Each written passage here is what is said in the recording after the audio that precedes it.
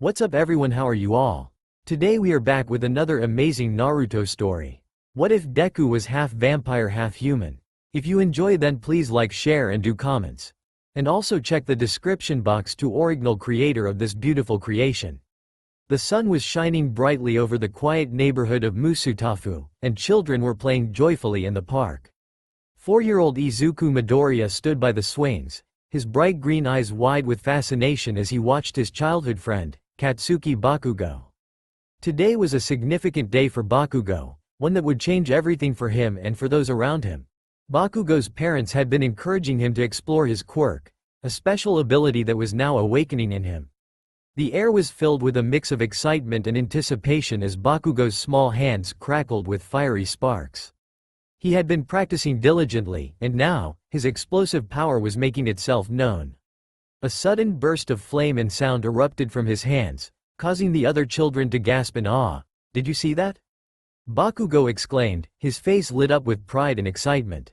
"I've got explosions now. I'm gonna be the best hero ever." The crowd of kids gathered around him cheered, their eyes filled with admiration. Bakugo was a natural, his explosive quirk making him stand out even at such a young age. He reveled in the attention, basking in the spotlight of his newfound abilities. Meanwhile, Deku stood at the edge of the crowd, his hands clenched nervously. His green curls bounced as he looked down at his feet, feeling a pang of envy mixed with uncertainty. While Bakugo's quirk had been unlocked and was dazzling everyone, Deku felt an overwhelming sense of inadequacy. He had always wanted to be special, to have a quirk that would make him stand out. But despite his best efforts and dreams, he remained quirkless. In a world where quirks defined one's place in society, Deku's lack of a visible ability made him feel like an outsider. His parents had told him that he was different, but in the eyes of other children and the world around him, being different meant being less. He watched as Bakugo's family celebrated their son's new power, their pride evident in every gesture and smile. Bakugo, noticing Deku's quiet demeanor, approached him with a smirk. "What's the matter, Deku? Still quirkless?" Deku looked up, trying to muster a brave face. I'm just watching." Bakugo's expression hardened, his competitive nature taking over. "You'll never be a hero if you don't have a quirk. Just face it, Deku. Some people are just born to be heroes, and some are not." The words stung, and Deku's heart sank. He knew Bakugo wasn't trying to be cruel, but the reality of being quirkless felt like a heavy weight on his small shoulders. He forced a smile and nodded, turning away to avoid the judgmental looks from the other children. As the day went on, Deku tried to push aside his feelings of inadequacy. He clung to the hope that one day, he would find his place in the world, even if it wasn't through a traditional quirk. For now, he watched and waited, determined to hold on to his dreams despite the challenges ahead. As the sun dipped below the horizon and the sky turned a deep shade of twilight, Musutafu's streets took on a quieter, more subdued tone. The park, once bustling with the energetic sounds of children, was now enveloped in the tranquil embrace of night. Street lights flickered to life, casting a soft glow over the neighborhood. Deku, having returned home, sat by the window of his room, gazing out at the stars. His green eyes, normally bright and full of hope, were now beginning to shift. As the darkness deepened, a subtle change began to take place. His eyes, which had once been an innocent green, started to glow a deep, intense red. It was a transformation that occurred naturally as night fell, a result of his vampire heritage. The room was dimly lit, but the eerie glow of Deku's eyes pierced through the shadows, revealing a hint of the power that lay dormant within him. The reflection in the glass was almost otherworldly, a stark contrast to the boy's earlier vulnerability. His vampire side was stronger at night, a fact he had only recently started to understand. It was as if the night itself amplified his inherent abilities. Deku's mother, Inko, walked in to check on him, her expression a mix of concern and love. She noticed the change in her son's eyes and paused for a moment, a sense of unease settling over her. "Izuku, are you all right?" she asked gently, trying to mask her worry. Deku turned to face her, his red eyes shimmering softly. "I'm fine, Mom. Just thinking." Inko's eyes softened as she approached and sat beside him. She reached out and gently touched his cheek, her fingers brushing against his cool skin. "You've been so quiet today. Is there something on your mind?" Deku hesitated before speaking, his voice barely a whisper. It's just, today was hard. I saw Bakugo's quirk, and everyone was so excited. I felt like I didn't belong. Inko's heart ached for her son. She knew how much Deku wanted to be special, to have a quirk that would make him stand out. But she also understood the unique nature of his heritage, even if she couldn't fully grasp its implications. You're special, Izuku, Inko said softly. Even without a traditional quirk, you have strengths that are your own. Your abilities, whatever they may be, make you who you are. And that's enough. As she spoke, the red glow in Deku's eyes seemed to soften, the intensity of his vampiric power ebbing away. The warmth of his mother's words provided a small comfort, though the weight of his situation remained. As the night grew deeper, Deku found solace in the quiet, letting the coolness of the evening calm his thoughts. He knew that his path would be different from others, but the red glow in his eyes served as a reminder of the power and potential that lay within him. Despite the struggles he faced, Deku was determined to find his place in the world, even if it meant carving out a path that was uniquely his own. In the stillness of the night, with the glow of his eyes gradually fading back to their usual green, Deku silently vowed to continue pursuing his dreams, no matter how difficult the journey might be. The next morning, Deku's family took him to a quirk doctor for a routine checkup and assessment. Inko was anxious, hoping to find some explanation for her son's unique traits, while Deku was nervous about what the doctor would say. The office was sterile and clinical, with walls adorned with posters of various quirks and their applications. The doctor, a middle-aged man with a calm demeanor and an air of authority, examined Deku with a careful eye. After a series of tests and observations, the doctor looked up from his clipboard, his expression serious. Izuku, he began, I've reviewed your results and observed your abilities. You do possess remarkable strength and agility, but there are unusual aspects to your condition. Inko held her breath, waiting for the doctor to continue. It seems your abilities are far beyond what one would expect from a typical quirk, the doctor said, choosing his words carefully. However, there is something you should know. Deku and Inko leaned in, their curiosity piqued. The doctor lowered his voice, making sure no one else could hear. The truth is, your abilities are not just a quirk. They stem from a unique and complex heritage, specifically, your vampire side. However, revealing this to the public could cause significant concern and confusion. Deku's eyes widened slightly. So, what should I do? The doctor's gaze softened with understanding. For now, it's best to present your abilities as a quirk related to enhanced strength. The world is not prepared to understand or accept the existence of vampires. By framing it as a quirk, you'll be able to integrate into society more easily and pursue your dreams without drawing unnecessary attention. Inko nodded, her worry tempered by the doctor's advice. She looked at Deku, who was absorbing the information with a mixture of relief and apprehension.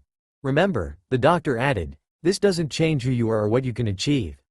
Your strength and determination are what will define you. Embrace your abilities as a quirk, and continue to strive for your goals. Deku took a deep breath, nodding in agreement. Thank you, doctor. As they left the office, Inko put a comforting hand on Deku's shoulder. We'll handle this together, she said softly. You're strong, and I believe in you. We'll make sure the world sees your strength, no matter how we present it. Deku managed a small smile, feeling a renewed sense of determination. While he understood the need for discretion, he was resolved to make the most of his abilities and prove himself in a world that might not fully understand him. With his mother's support and the doctor's guidance, Deku was ready to face the challenges ahead, one step at a time. It was another day in the park, where kids gathered to play and enjoy their afternoon. Deku was alone, practicing his strength in a secluded corner.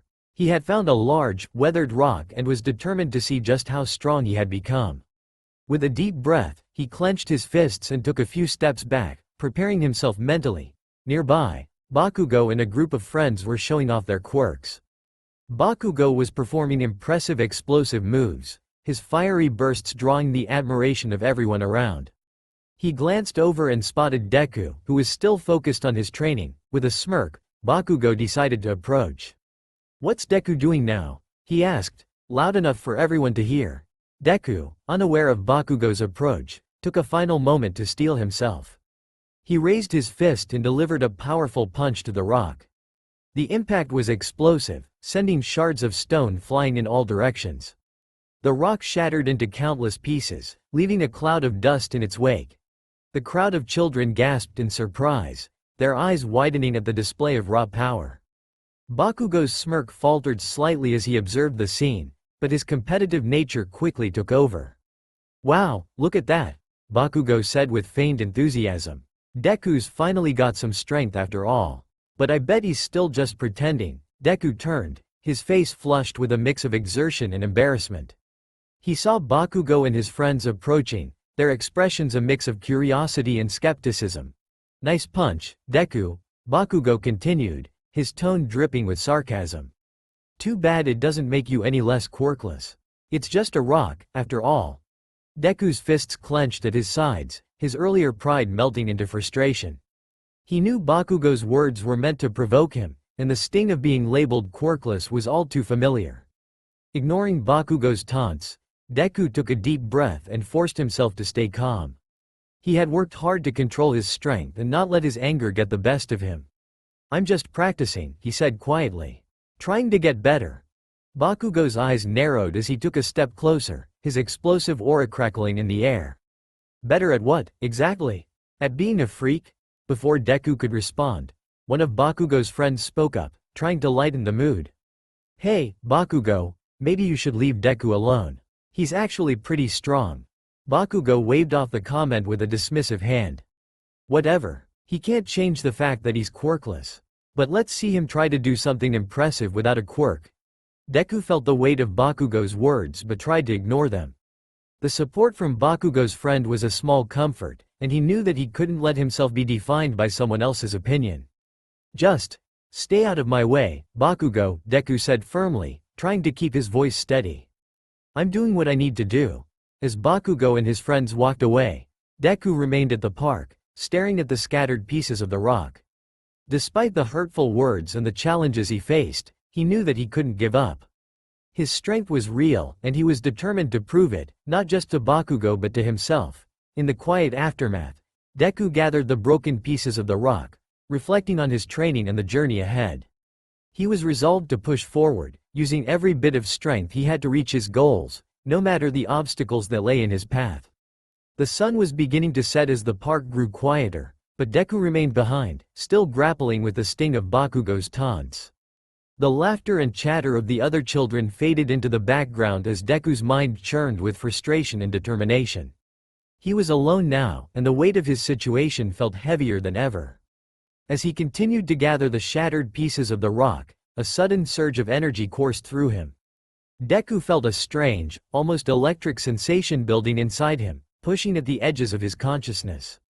He had always been aware of his vampire heritage, but this was different. Something new was awakening within him. In a moment of intense emotional upheaval, Deku's eyes began to glow with a fierce red light once more.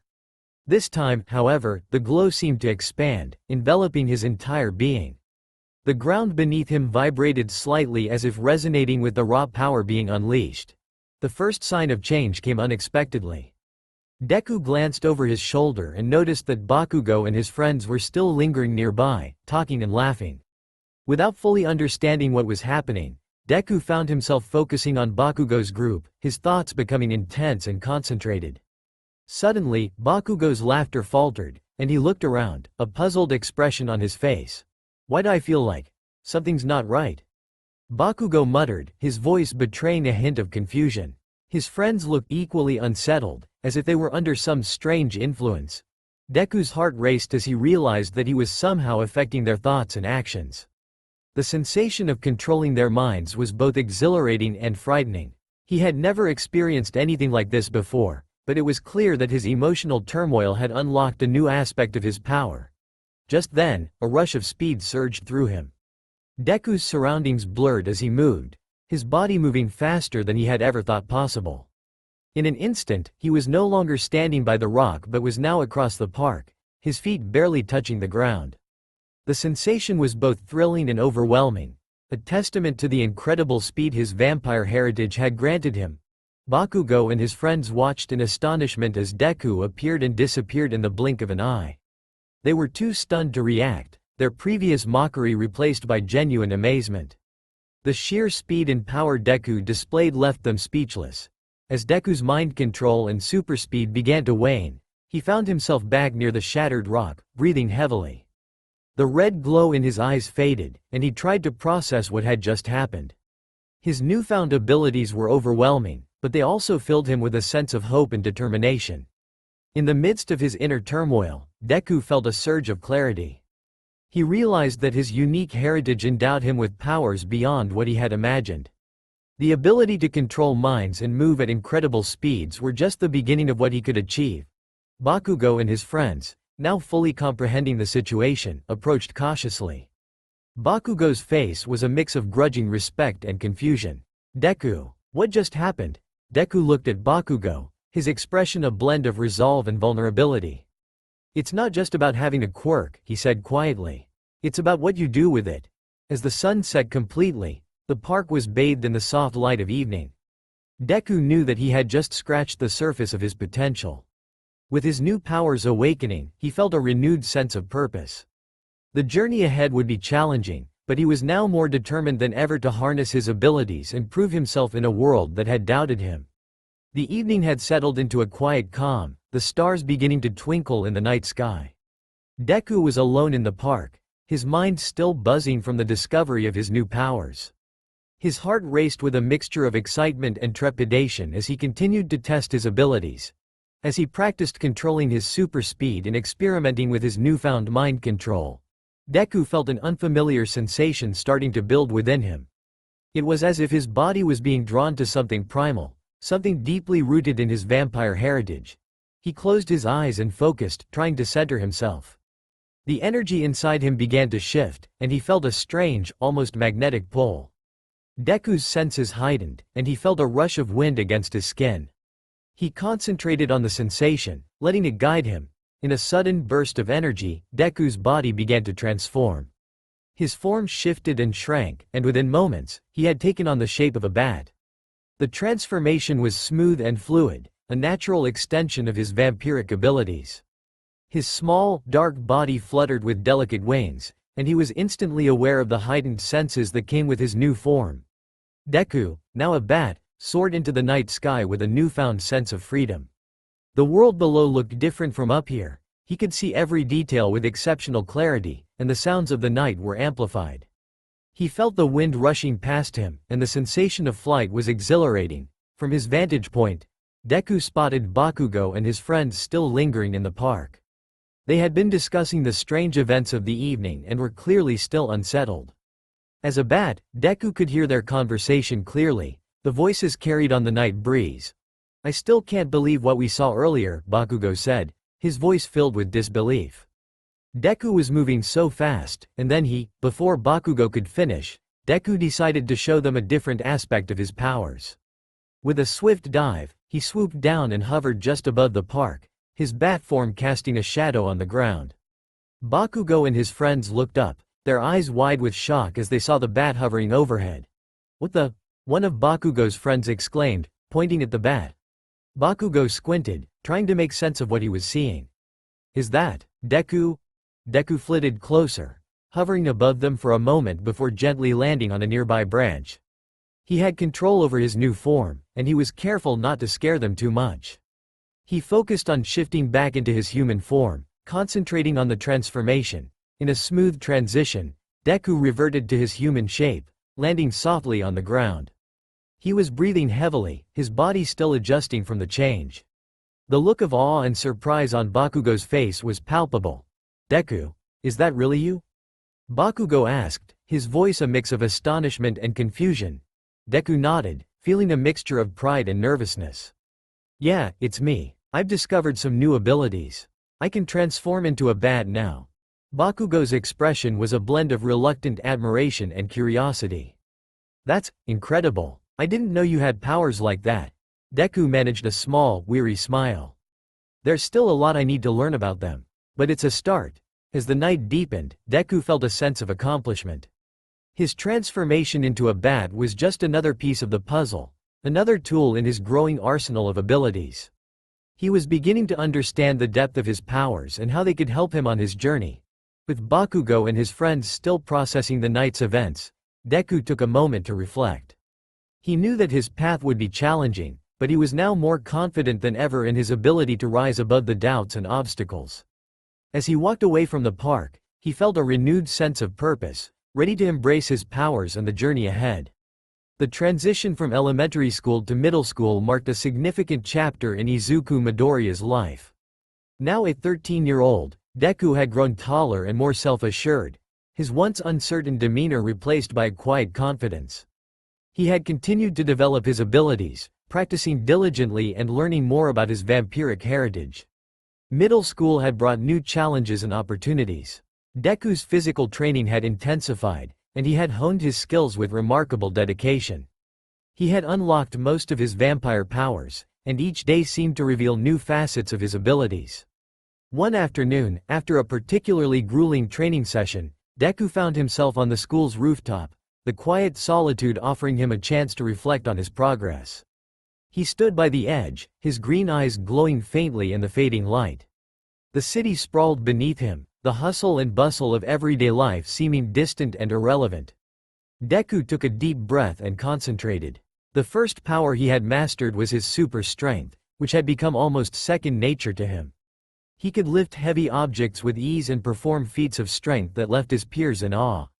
His super speed had also improved, allowing him to move with incredible swiftness and agility. The ability to control minds had proven useful, though Deku had learned to use it sparingly, as it could be emotionally taxing. His bat transformation had become more controlled, and he could now shift seamlessly between his human and bat forms. Today, however, Deku was focusing on a new aspect of his vampiric powers: his ability to manipulate shadows. He had discovered that he could merge with and control shadows, a skill that provided him with stealth and versatility. He extended his hand, and the shadow beneath him began to writhe and shift, responding to his will. As he practiced, he felt a familiar presence approaching.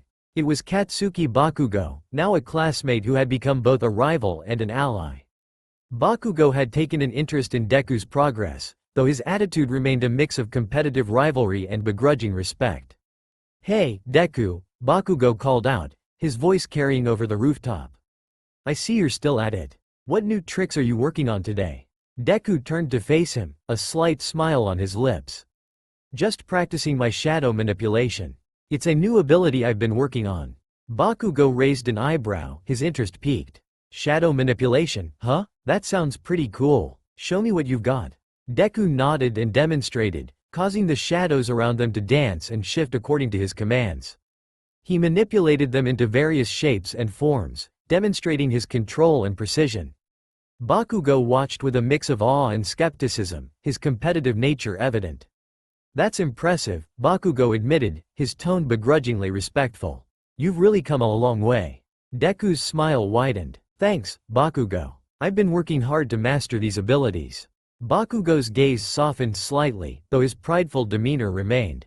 "I guess we both have our strengths. I've been working on my quirk too. Maybe we should have a friendly spar sometime." Deku's eyes lit up at the suggestion. "That sounds like a great idea. I'd like that." As the sun began to set, casting long shadows across the rooftop, Deku and Bakugo continued their conversation, discussing their training and aspirations. The tension between them had evolved into a mutual respect, born from their shared commitment to becoming stronger. Deku felt a sense of accomplishment and contentment. He had come a long way from the quirkless child who struggled with feelings of inadequacy. His vampire powers had unlocked new possibilities, and he was now more prepared than ever to face the challenges ahead. As the evening drew to a close, Deku looked out over the city, his eyes reflecting the faint glow of his powers. He knew that his journey was far from over, but he felt a renewed sense of purpose and confidence. With each new power he unlocked and each new challenge he faced, Deku was one step closer to realizing his dreams and finding his place in a world that was both wondrous and daunting. The final day of middle school arrived with a mix of excitement and nostalgia. The students had gathered in the school gymnasium for the annual showcase event, where everyone had the opportunity to display their quirks and abilities.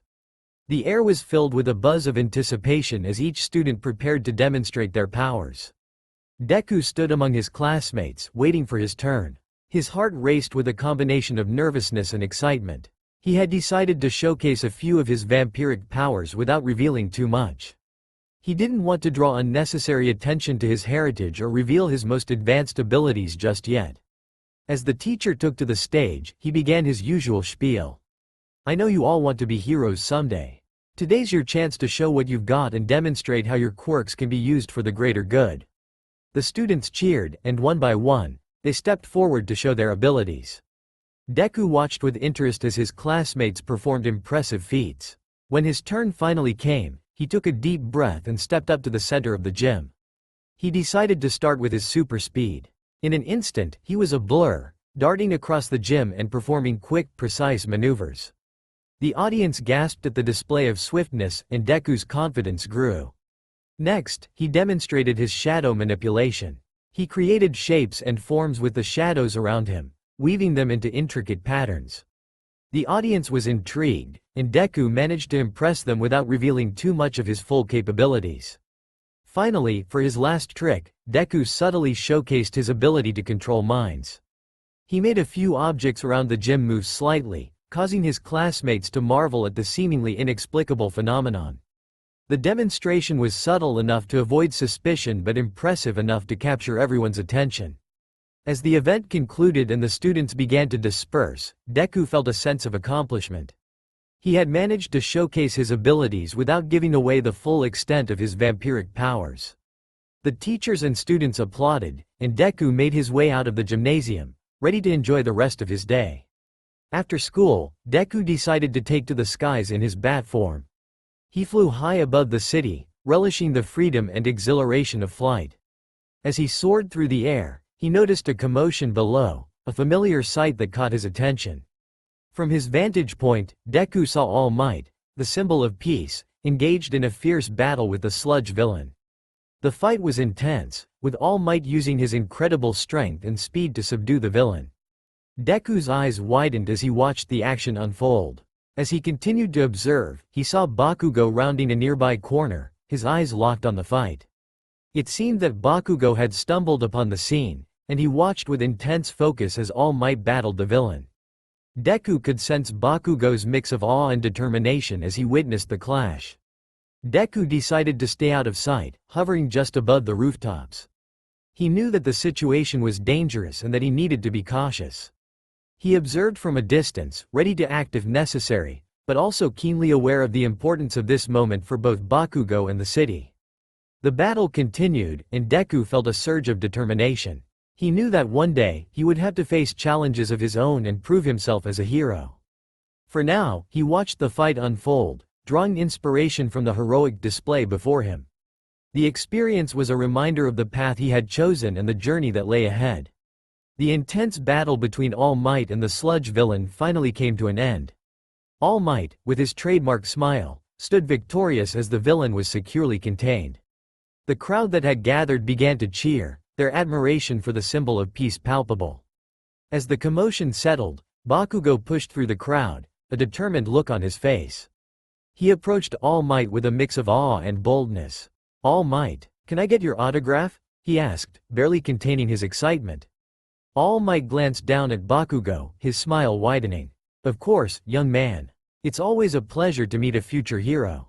He took out a pen and signed a piece of paper Bakugo eagerly held out. Bakugo's eyes sparkled as he accepted the autograph, his respect for the hero evident. Meanwhile, Deku, having watched from a distance, decided it was time to make his move. He flew away from the scene in his bat form, finding a secluded rooftop away from the crowd.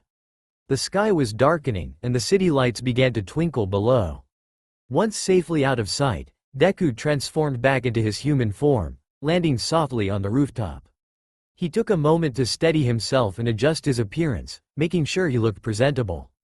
With a determined expression, he headed toward the scene where All Might was still interacting with the crowd. As he approached, Deku saw Bakugo walking away with his signed autograph, his face a mix of satisfaction and contemplation. Deku waited patiently until the crowd around All Might had thinned out. Finally, he stepped forward, his heart pounding with a mix of nervousness and excitement. "All Might," he called out, catching the hero's attention. All Might turned, his smile warm and welcoming. "Ah, young Midoriya, I'm glad you could make it. What can I do for you?" Deku took a deep breath, trying to calm his nerves. I was hoping I could get your autograph too, he said, holding out a small notepad. All Might's eyes brightened with genuine enthusiasm. Of course, it's always a pleasure to meet aspiring heroes. As All Might signed the notepad, Deku felt a sense of awe. This was a moment he had dreamed of for a long time, and it was even more special given his unique journey. He watched as All Might's signature took shape on the page, a tangible reminder of the hero he admired. Thank you, All Might, Deku said sincerely. It means a lot to me. All Might nodded, his gaze full of encouragement. Remember, young Midoriya, being a hero is about more than just having powers. It's about using them to help others and make a difference. Keep working hard and never lose sight of that. Deku nodded, feeling inspired by All Might's words. I'll keep that in mind. Thank you for everything. As Deku left, he felt a renewed sense of purpose. The encounter with All Might was more than just a personal milestone. It was a reminder of the hero he aspired to become. With the autograph safely tucked away, Deku flew back to his home, his thoughts filled with determination and the promise of the future. The night sky stretched above him as he flew, the city lights below twinkling like distant stars. With each beat of his wings, Deku felt more resolute in his journey to become a hero and make a difference in the world. As the entrance exams for UA High School approached, both Bakugo and Deku were determined to give their best. Despite their competitive rivalry, they had agreed to train together, recognizing that their combined efforts could push them to new heights. Bakugo, with his fiery determination and explosive quirk, and Deku, with his advanced vampiric abilities, made an impressive training duo. They pushed each other hard, their sessions filled with intense drills and practice. The combination of Bakugo's brute force and Deku's agility and strategic prowess made their training sessions both challenging and rewarding. In the midst of their rigorous preparation, Deku's mother, Inko, had been grappling with a decision of her own. She knew that Bakugo's family had been a significant part of their lives, and she felt it was time to reveal the truth about Deku's unique heritage to them. She hoped that by sharing this information, she could foster a deeper understanding and acceptance of Deku's abilities. One evening, after a particularly intense training session, Inko invited Bakugo and his parents over for dinner. As the meal progressed, the atmosphere was warm and casual, but Inko had something important to discuss. After everyone had finished eating, Inko cleared her throat and addressed Bakugo's parents. Thank you all for coming tonight. I wanted to have a conversation about something important, something that's been a part of Deku's life for a long time. Bakugo's parents exchanged curious glances. What's this about, Inko? Bakugo's mother asked. Inko took a deep breath. It's about Deku's heritage. There's something I haven't shared with you before. Deku isn't just quirkless. He's actually half human and half vampire. The room fell silent, and Bakugo's parents looked taken aback. Bakugo himself, sitting next to Deku, narrowed his eyes in surprise. Half vampire? What do you mean? Bakugo asked, his voice tinged with disbelief. Inko continued, her voice steady but filled with emotion. Vampires in this world are considered quirkless. But they possess abilities that are different from what we normally think of as quirks.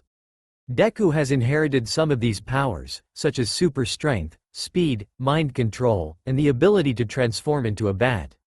I didn't want to hide this from you, especially since Bakugo and Deku have been training together. Bakugo's eyes widened as he processed the revelation. He turned to Deku, trying to reconcile this new information with the person he had been training with. So, you've been holding back because of this vampire thing? Deku nodded, feeling a mixture of relief and apprehension. I didn't want to reveal everything right away. I thought it was important for us to focus on training and proving ourselves first. But now you know the truth. Bakugo's father, after a moment of contemplation, spoke up. I understand why you kept it a secret. It's not an easy thing to explain. But now that we know, it doesn't change how we view Deku. If anything, it makes his abilities even more impressive. Bakugo's mother nodded in agreement. Indeed, we've always known Deku was special, and this only adds to that. It's clear that he's worked hard to master his abilities, and we respect that. Bakugo himself looked at Deku with a newfound understanding. You've been training hard, and it shows. I guess this just explains why you've always been so driven. We'll keep this between us for now. It's your choice how and when you want to share more with others. Deku smiled, feeling a sense of relief and acceptance. Thank you. I appreciate your understanding. As the evening continued, the conversation shifted to lighter topics, and the atmosphere grew more relaxed. The revelation had opened a new chapter in the relationship between Deku and Bakugo's families, fostering a deeper sense of camaraderie and mutual respect. The following days were filled with continued training, but with a renewed sense of unity and support. As the entrance exams loomed closer, Deku and Bakugo were more determined than ever to showcase their abilities and prove themselves. With the truth now out in the open, they faced the future with greater confidence and resolve, ready to tackle the challenges ahead. A few days after the dinner with Bakugo's family, Deku and Bakugo continued their joint training sessions. The atmosphere between them had shifted to one of mutual respect and camaraderie, and their conversations extended beyond just training techniques. One evening, as they took a break from their drills, Deku sat down on a nearby bench, looking thoughtful. Bakugo, catching the contemplative expression, took a seat beside him, curiosity evident in his eyes. "You've been quieter than usual," Bakugo remarked. "What's on your mind?" Deku took a deep breath, glancing at his friend. "I've been thinking about my vampiric side and the powers I haven't fully unlocked yet. I feel like there's something more I can achieve, some kind of transformation that I haven't tapped into." Bakugo raised an eyebrow. "A transformation? What do you mean?" Deku nodded, his expression serious. "I've been training hard and experimenting with my abilities, and I've noticed that my powers have a lot of potential. I've heard legends and old stories about vampires having different forms or transformations that can greatly enhance their abilities. I think there's something similar that I might be able to access." Bakugo leaned forward, intrigued. "So, you're saying there's a form or power you haven't fully unlocked yet? How do you know it even exists?" Deku looked down at his hands, his thoughts focused. "It's more of a feeling than anything concrete. When I've been training or in moments of intense focus, I've had glimpses of something different. Something powerful. I think it's connected to my vampire heritage. It's just a matter of unlocking it." Bakugo's eyes narrowed and thought. "And how do you plan on doing that? You've already been pushing yourself hard." Deku shrugged. "I don't know for sure, but I think it's about reaching a new level of understanding and control over my powers. I've read some old texts and myths about vampire transformations. They say it requires a strong emotional trigger or a deep connection with your true self." Bakugo nodded, considering this. "So, you're going to try and unlock this transformation? Sounds like it could be useful, especially if you're aiming to become a hero." Deku's eyes lit up with determination. "Exactly. If I can unlock this transformation, it could give me an edge in combat and help me control my abilities even better. It's not just about having more power, it's about mastering what I already have and pushing my limits." Bakugo smirked, a competitive glint in his eyes. "Alright, then, let's add this to our training. I'm interested to see what you can do with this new transformation. Just don't hold back on me." Deku smiled, feeling a renewed sense of purpose. "Thanks, Bakugo. I'll give it my all." As the sun set and the training session wrapped up, Deku and Bakugo parted ways with a shared sense of anticipation. Deku was determined to explore and unlock his hidden transformation, believing it would bring him closer to his goal of becoming a great hero. In the days that followed, Deku dedicated himself to training with a renewed focus, pushing the boundaries of his abilities and searching for the key to his potential transformation. With Bakugo's support and his own unwavering determination, Deku was ready to face the challenges ahead and unlock the full extent of his vampiric powers. The day of the UA High School entrance exams arrived with a sense of anticipation and nervous energy. The students gathered for the practical portion of the exam, ready to face the challenge that would test their abilities and determination. As the exam began, the students were thrust into a simulated urban environment, where they had to battle robot villains to earn points. The air was filled with the sounds of combat and the sight of various quirks in action. Among the crowd, Deku and Bakugo moved with purpose, each focusing on their own strategies. Iida, ever the stickler for protocol, took his usual role of briefing the candidates. His voice carried over the chaos as he admonished the others. "Remember, if you're not going to take this seriously, you might as well just give up now. This is a test of your resolve and your abilities." Bakugo, who had been fiercely battling robots, interrupted Iida's speech with a fiery intensity. "Hey, Iida, not everyone needs to be lectured right now. We're all here to prove ourselves. Lay off, alright?" Iida looked taken aback, but Bakugo's fierce glare left little room for argument. With that, Bakugo turned back to the battle, focusing on taking down more robots with his explosive quirk. Deku, meanwhile, was navigating the simulated cityscape, efficiently dispatching robots and saving civilians. His focus was intense, and he was determined to make a strong impression. As the exam progressed, Deku's attention was suddenly drawn to a distressing sight. He saw Uraraka, one of his classmates, struggling beneath the rubble of a massive zero-pointer robot. The enormous machine was about to crush her, and the sight of it filled Deku with a surge of concern and frustration. Deku's eyes narrowed as he watched the impending disaster. He couldn't believe that the exam could put an examinee in such a dangerous situation. The thought that someone could be harmed so severely during a test ignited a fierce anger within him. In that moment of intense emotion, something within Deku began to change. He felt a powerful surge of energy, and his vampiric heritage seemed to awaken to its fullest extent. His hair darkened, standing up like a Super Saiyan, and his eyes glowed a fierce red. The transformation was both awe-inspiring and intimidating. "Super Vampire Deku!" he shouted, naming the new form in the heat of the moment. His voice carried with a newfound power as he unleashed his transformed state. With a burst of incredible speed and strength, Deku soared toward the zero-pointer. The air crackled with his energy as he moved with a grace and power that seemed almost otherworldly. The robot, still looming over Uraraka, was no match for Deku in this form. He arrived at the scene in the blink of an eye. With a powerful strike, he shattered the zero-pointer's limbs and dismantled the robot, freeing Uraraka from the rubble. The force of his attack left the other examinees and proctors in stunned silence. Uraraka looked up at Deku, her eyes wide with gratitude and astonishment. "Deku, thank you." Deku nodded, his eyes returning to their normal color as the transformation subsided. He helped Uraraka to her feet, his expression a mix of relief and exhaustion. "No problem. I couldn't just stand by and let you get hurt." As the dust settled, the exam proctors and other students began to regain their composure. The display of power had been extraordinary, and it was clear that Deku had made a significant impression. Bakugo, who had witnessed the whole event, walked over with a begrudgingly impressed look. "Deku, that was insane. I didn't know you had that kind of power in you." Deku smiled wearily. "Neither did I, until now.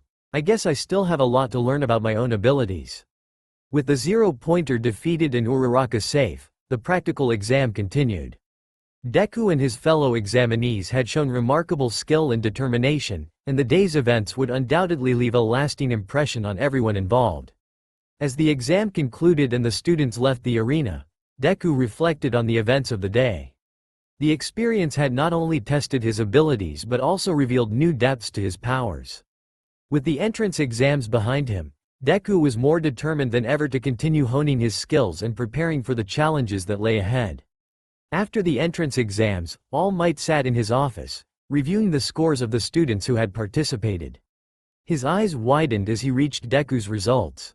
The sheer strength and speed Deku had displayed during the exam was beyond anything he had seen from a student in years, far beyond. He leaned back in his chair, musing aloud. This kind of power. Only two heroes I've ever heard of could achieve something like this. But they're supposed to be myths. The Saiyans, Goku and Vegeta. All Might's mind raced as he considered the possibility. Could Deku be linked to those legendary warriors, or was this simply a new breed of quirk manifesting in strange ways? He wasn't sure, but the resemblance in raw power and fighting spirit was uncanny. He shook his head, setting the thought aside for now. No, that can wait. There are thousands of welcome messages to record for the new students. I'll keep an eye on young Midoriya, though. All Might turned back to the task at hand, knowing full well that Deku had made it into UA's prestigious Class 1A. His potential was undeniable, and whether it was connected to those legendary Saiyans or not, All Might knew he had to prepare Deku for the journey ahead.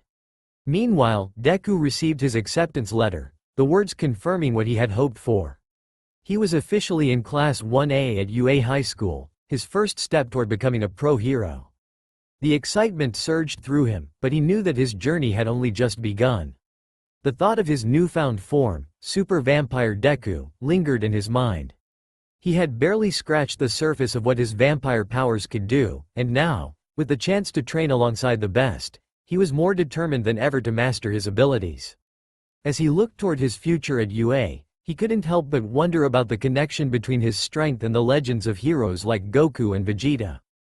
Deku clenched his fists, ready to face whatever challenges awaited him at UA, knowing that his true potential had yet to be fully unleashed. It was a routine doctor's visit, or so Inko thought. She had taken Deku for his usual checkup, just to ensure everything was in order after all the intense training and his entrance into UA. The doctors performed the typical assessments: height, weight, reflexes, and everything seemed normal. But when they took blood samples, the results came back with something unexpected. The doctor walked into the room, his expression a mix of confusion and astonishment. "Mrs. Midoriya, young Izuku, we've reviewed the results of the blood tests and, well, it's quite peculiar. We don't know how we missed this all those years ago, but Izuku isn't entirely human." Inko's eyes widened, her heart skipping a beat. What do you mean?" The doctor took a deep breath, adjusting his glasses as he spoke. "From what we can tell, Izuku is a hybrid. He's 50% vampire, as you're aware, but his genetic makeup also shows traces of something far more unique. He's 25% human and 25% something else entirely, Saiyan." Saiyan? Inko stammered, trying to comprehend the revelation. "What is a Saiyan?" The doctor hesitated, knowing that the answer was something out of legend. Saiyans are believed to be a warrior race from ancient times, beings of immense power, capable of feats that defy the laws of nature. Their strength and resilience are legendary, but most people assume they're myths, just stories told to explain certain abilities that seem beyond human comprehension. Deku, who had been sitting silently, processing the information, finally spoke up. "So, I'm not just part vampire. I'm part Saiyan, too?" The doctor nodded. "That seems to be the case. Your vampiric traits are dominant, but the Saiyan bloodline explains your immense strength and energy, especially the power surge you experienced during the entrance exams. We believe your transformation, what you called Super Vampire Deku, may be tied to both your vampiric and Saiyan genes." Inko was at a loss for words, her mind reeling from the revelation. How could we not have known this earlier? Shouldn't there have been signs?" The doctor shook his head. "Saiyan genetics are highly recessive unless triggered by certain conditions, intense emotions, training, or extreme physical stress. It's possible that until recently, the Saiyan side of Izuku's bloodline remained dormant." Deku sat in stunned silence, piecing everything together. His vampiric powers, his unexplained bursts of strength, the strange transformation during the exam, all of it made sense now. He wasn't just an ordinary quirkless boy with vampire powers. He was part of two powerful, legendary bloodlines. Inko placed a hand on Deku's shoulder, her voice soft but steady. "Izuku. No matter what, you're still my son. Whether you're part vampire, part Saiyan, or whatever else, it doesn't change who you are." Deku looked up at her, his eyes filled with determination. "I know, Mom, but this explains so much. I've always felt different, and now I understand why." The doctor cleared his throat, bringing their attention back to him. "I suggest you monitor his training carefully. The Saiyan side of his DNA may amplify his abilities in unpredictable ways. Given how rare this genetic combination is, it's difficult to say exactly how his powers will develop. But one thing is certain, Izuku has the potential to become incredibly powerful." Inko nodded, still processing everything. "Thank you, doctor. We'll be careful." As they left the clinic, Deku's mind was racing with the possibilities. Half vampire, half Saiyan. The potential he had unlocked at the entrance exam was just the beginning. He clenched his fists, feeling the energy pulsing through him. The path to becoming a hero had just taken a new turn, and with his newfound knowledge, Deku was ready to embrace his true potential. "Super Vampire Deku," he whispered to himself, a small smile forming on his lips. "It's time to see what I'm really capable of." Later that evening, after returning home from the clinic, Inko sat quietly at the kitchen table, her mind still spinning from the day's events. The revelation about Deku's true lineage was heavy, but there was also cause for celebration. Both Izuku and Bakugo had been accepted into UA's prestigious Class 1A. It was a momentous occasion, one that called for joy, but also for sharing the truth with the Bakugo family. Inko picked up her phone and hesitated for a moment before dialing Mitsuki Bakugo's number. It wasn't long before the familiar, energetic voice of Mitsuki answered. Inko, what's up? I was just thinking about calling you. Katsuki's been bragging non-stop about getting into UA. Mitsuki laughed heartily over the phone. Inko smiled, her voice warm but a little nervous. Hi, Mitsuki. I was calling to say we should celebrate. Izuku got into Class 1A too. I'm so proud of both our boys. Of course he did. That's amazing. Those two deserve it after everything. Mitsuki paused for a moment, then added, we should absolutely get together. What do you think, dinner at our place? Katsuki's been talking about a big celebration ever since he got the letter. You and Izuku should join us. Inko took a deep breath, her hands shaking slightly. That sounds wonderful, but there's something important I need to talk to you about. Mitsuki's tone shifted, a little more serious. Is everything alright? You sound a bit off, Inko. It's nothing bad, but I think you and your family should know something that came up during Izuku's checkup today. Inko paused, gathering her thoughts. The doctor told us something about Izuku's bloodline. Something we didn't know before. Bloodline? Mitsuki asked, now fully attentive. What are you talking about? Inko's voice wavered slightly. We've known for a while that Izuku is part vampire. But today, we found out that he's also part Saiyan. 25% Saiyan, to be exact. There was a stunned silence on the other end of the phone before Mitsuki let out a long, surprised breath. Saiyan? You mean like those legends? Goku and Vegeta? You've gotta be kidding me. I wish I were, but it's true, Inko said softly. The doctor explained that the Saiyan genes have been dormant in Izuku until now, but they're starting to show because of his recent training and stress. It's part of why he's been able to tap into so much power recently. Mitsuki was quiet for a moment, clearly processing the information. Then she let out a short laugh, a mix of disbelief and amazement. Well, I'll be damned. So Izuku's got the blood of a warrior race in him? No wonder that kid's so strong. Katsuki's gonna love hearing this. Inko smiled, relieved that Mitsuki was taking the news well. I just thought it was important to tell you. Izuku's powers are still developing, and I think it's best if you and your family know the full truth. Especially with how close our boys have become recently. Thanks for letting me know, Inko. We'll keep this between us, but it's definitely something to celebrate. I'll make sure Katsuki doesn't lose his mind over it, Mitsuki chuckled. Let's still plan on dinner tomorrow. We can talk more about this then, yeah? Inko nodded, feeling the tension in her shoulders ease. Yes, that sounds great. I'll bring Izuku over, and we'll celebrate their accomplishments. As they hung up, Inko sighed with relief. The truth about Deku's heritage was out, at least to those they trusted, and she felt better knowing that the Bakugo family understood the situation. Now, all that was left was to continue supporting their sons as they embarked on their journey into the world of heroes. For now, though, a celebration was in order. That evening, the Midoriyas made their way to the Bakugo household, where the celebratory dinner was in full swing. Mitsuki and Masaru had gone all out. There was food everywhere, and the air buzzed with excitement. As soon as they entered, Katsuki greeted Deku with his usual brash attitude. "'Bout time you showed up, Deku. Hope you're ready for tomorrow. Class 1A's gonna be intense." Bakugo grinned, his competitive spirit alive as ever. Deku smiled, nodding. "Yeah, I'm ready, Kachan." Mitsuki came bustling out of the kitchen, a proud grin on her face. "There's my favorite green-haired kid. Come on, Izuku, tell us how it feels to be a future pro-hero." She gave Deku a tight hug before motioning them to sit down at the table. As everyone gathered, Mitsuki wasted no time in bringing up what Inko had shared with her the day before. "So, Katsuki, guess what? There's something about your buddy Izuku that you might find pretty interesting." Katsuki raised an eyebrow, looking between his mother and Deku. "What's this about?" Inko, feeling slightly nervous, nodded to Mitsuki. Well, we learned something at Izuku's checkup. Turns out, he's not just part vampire, he's part Saiyan." Bakugo's eyes widened for a split second, and then he burst out laughing. "Saiyan? You mean like those freakin' legendary warriors? Well, that explains a lot, doesn't it?" He grinned at Deku, his competitive fire sparking even brighter. "So you're not just a nerd with vampire powers. You've got Saiyan blood too. This is gonna be fun." Deku chuckled nervously, scratching the back of his head. "Yeah, I guess it does explain a lot.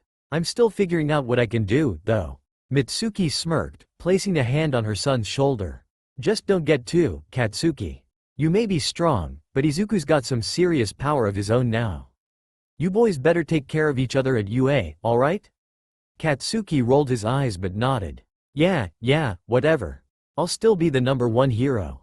The night continued with laughter, food, and excitement for the journey ahead. Inko and Mitsuki talked about the boys' futures, while Deku and Bakugo exchanged playful banter, both knowing they would push each other to their limits in the coming days. The next morning, the sun shone brightly as Deku and Bakugo made their way to UA High School for their first day. The school loomed before them, its towering buildings reminding them both of how far they had come, and how much further they still had to go. As they entered Class 1A, the room was filled with new faces, each one a potential rival or ally. Deku felt a mix of nerves and excitement as he found his seat, glancing around at his classmates. There was Iida, sitting stiffly at his desk, and Uraraka, who gave him a friendly wave. Bakugo, of course, had already taken a seat near the front, arms crossed, looking as confident as ever. Just as the last student sat down, the doors slid open, and in walked their homeroom teacher, Mr. Aizawa. His tired eyes scanned the room as he addressed the class in his usual monotone voice. "Welcome to UA High School. I'm your homeroom teacher, Shota Aizawa. We're skipping the orientation because there's no time for it in a hero course.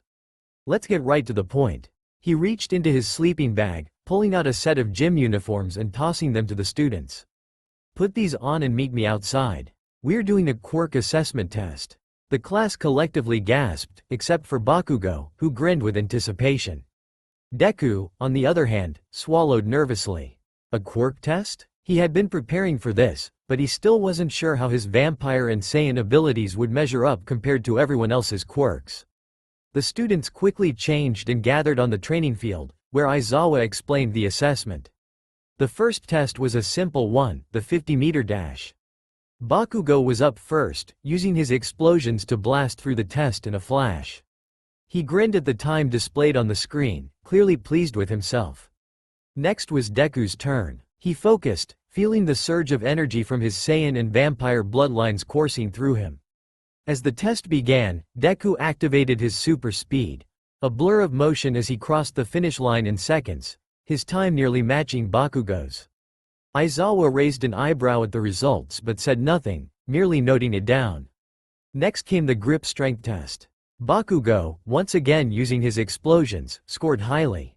When it was later that day, as the UA staff gathered in the teacher's lounge, All Might sat quietly in the corner, sifting through the files of the new students. He was especially focused on one student, Izuku Midoriya. There was something about the boy that had caught his attention during the entrance exams, something that didn't seem entirely human. All Might had seen countless heroes over the years, but the power Midoriya displayed was unlike anything he had encountered recently, something reminiscent of ancient legends. He tapped through Midoriya's medical records, sent over by the quirk doctor. His eyes narrowed as he read the report, detailing Midoriya's true bloodline. Half vampire, part Saiyan? All Might muttered under his breath, his mind racing. Vampires, although rare, were known to exist, but the Saiyan part was what truly shocked him. The Saiyans were thought to be mere myths, tales passed down through the ages about a warrior race with unimaginable strength. Goku and Vegeta were legendary figures, but most people dismissed their stories as exaggerated folklore. All Might took a deep breath, the weight of the revelation heavy on his shoulders. Izuku Midoriya wasn't just a student with potential. He was part of a long-lost bloodline of warriors capable of incredible feats. Realizing the significance of this discovery, he knew it wasn't something to keep to himself. The rest of the staff needed to be aware. All Might stood, his usual jovial demeanor replaced with seriousness, and walked over to Principal Nezu's desk. "Nezu," All Might began, his voice low. "I've just gone over Midoriya's records, and there's something you all need to know." Principal Nezu looked up from his stack of papers, tilting his head curiously. "What is it, All Might?" The other teachers, Aizawa, Midnight, Present Mike, and others, turned their attention to the conversation, sensing the tension in All Might's tone. "Midoriya isn't your average student," All Might continued, handing over the report. "According to his medical records, he's part vampire and part Saiyan." The room went silent for a moment as the staff processed the information. Aizawa, always calm and composed, raised an eyebrow. Saiyan? Like those warrior legends we've heard about? All Might nodded. Exactly. It explains his strength, speed, and the transformation he underwent during the entrance exam. I had my suspicions, but seeing it confirmed in these reports. It's important we keep an eye on him. His abilities could grow far beyond what any of us have seen before. Nezu, ever the strategist, rubbed his chin thoughtfully. This is certainly an intriguing development. Saiyan blood, combined with vampire traits, could lead to a very powerful hero, or a dangerous one if not properly guided. Midnight chimed in, her tone playful but with a hint of caution. Well, that explains why the boy's so strong and fast. But we need to make sure he learns control. Power like that could be unstable, especially with those two bloodlines clashing within him. Aizawa sighed, folding his arms. Looks like I'll have to keep a closer eye on him during training. We can't have him losing control or getting reckless with that kind of power. All Might nodded in agreement. Indeed, Midoriya's a good kid, he's driven, and I believe he'll become a great hero. But with this bloodline, he could also face challenges none of us can fully predict. We need to make sure he's supported and prepared for whatever may come. Nezu looked around the room at the assembled teachers, his eyes gleaming with interest. Let's monitor his progress closely. This is a unique opportunity. Midoriya could change the course of Hero Society, especially if he learns to fully harness his Saiyan and vampire powers. But we must proceed with caution. All Might, feeling a sense of responsibility for Izuku, added, I'll keep an eye on him too. If he shows signs of struggling with his powers, I'll step in to help.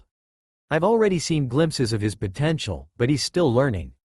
With a final nod of agreement from the staff, the meeting ended, but the implications of what they had learned hung heavily in the air. Izuku Midoriya was more than just another student. He was the descendant of a powerful, forgotten lineage, and UA would have to ensure his training was carefully managed. As All Might left the lounge, he couldn't help but wonder what other surprises Deku's unique bloodline might hold, and how far the young student would go in his journey to become a hero. The day of the Heroes vs. Villains training had arrived, and Class 1A stood in awe as All Might explained the exercise. They were each dressed in their brand new hero costumes, the excitement palpable as they prepared for their first real test as aspiring heroes. Deku stood beside Bakugo, both of them ready for what was to come. You will be divided into teams of two. One team will play the villains, while the other team plays the heroes. All Might boomed, his larger-than-life presence filling the room. Your task is simple. The heroes must stop the villains from detonating a fake bomb. The villains must defend the bomb at all costs. Now, let's get to it. The teams were announced, and as luck would have it, Deku and Uraraka were paired as heroes, while Bakugo and Iida were chosen to be the villains. Deku felt a mixture of excitement and nervousness as he stood beside Uraraka, staring up at the towering building that they would need to infiltrate to reach the bomb. His mind raced, thinking about the best way to approach the exercise, but he knew Bakugo wouldn't make it easy. Are you ready, Deku? Uraraka asked, giving him an encouraging smile. Deku nodded. Yeah, let's do this. The timer started, and the heroes moved cautiously through the building. They had no idea where Bakugo and Iida were stationed, but Deku could feel the tension in the air. He knew Bakugo wouldn't hold back, especially not against him. Suddenly, a loud explosion echoed down the hallway. Bakugo appeared, a wild grin on his face and his hands crackling with explosive energy. Deku, I've been waiting for this. Deku's heart pounded as he stepped forward, his instincts kicking in. Kachan. Before he could react, Bakugo lunged at him with a powerful explosion, forcing Deku to dodge to the side. The impact left scorch marks on the walls, and Deku could feel the heat radiating from Bakugo's attacks. I knew you'd come for the bomb. But you're not getting past me. Bakugo shouted, charging up for another blast. Deku, breathing heavily, could feel his blood pumping faster.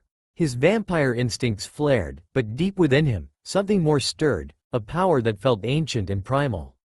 Bakugo's relentless assault was pushing him to his limits, and something inside Deku was beginning to crack open.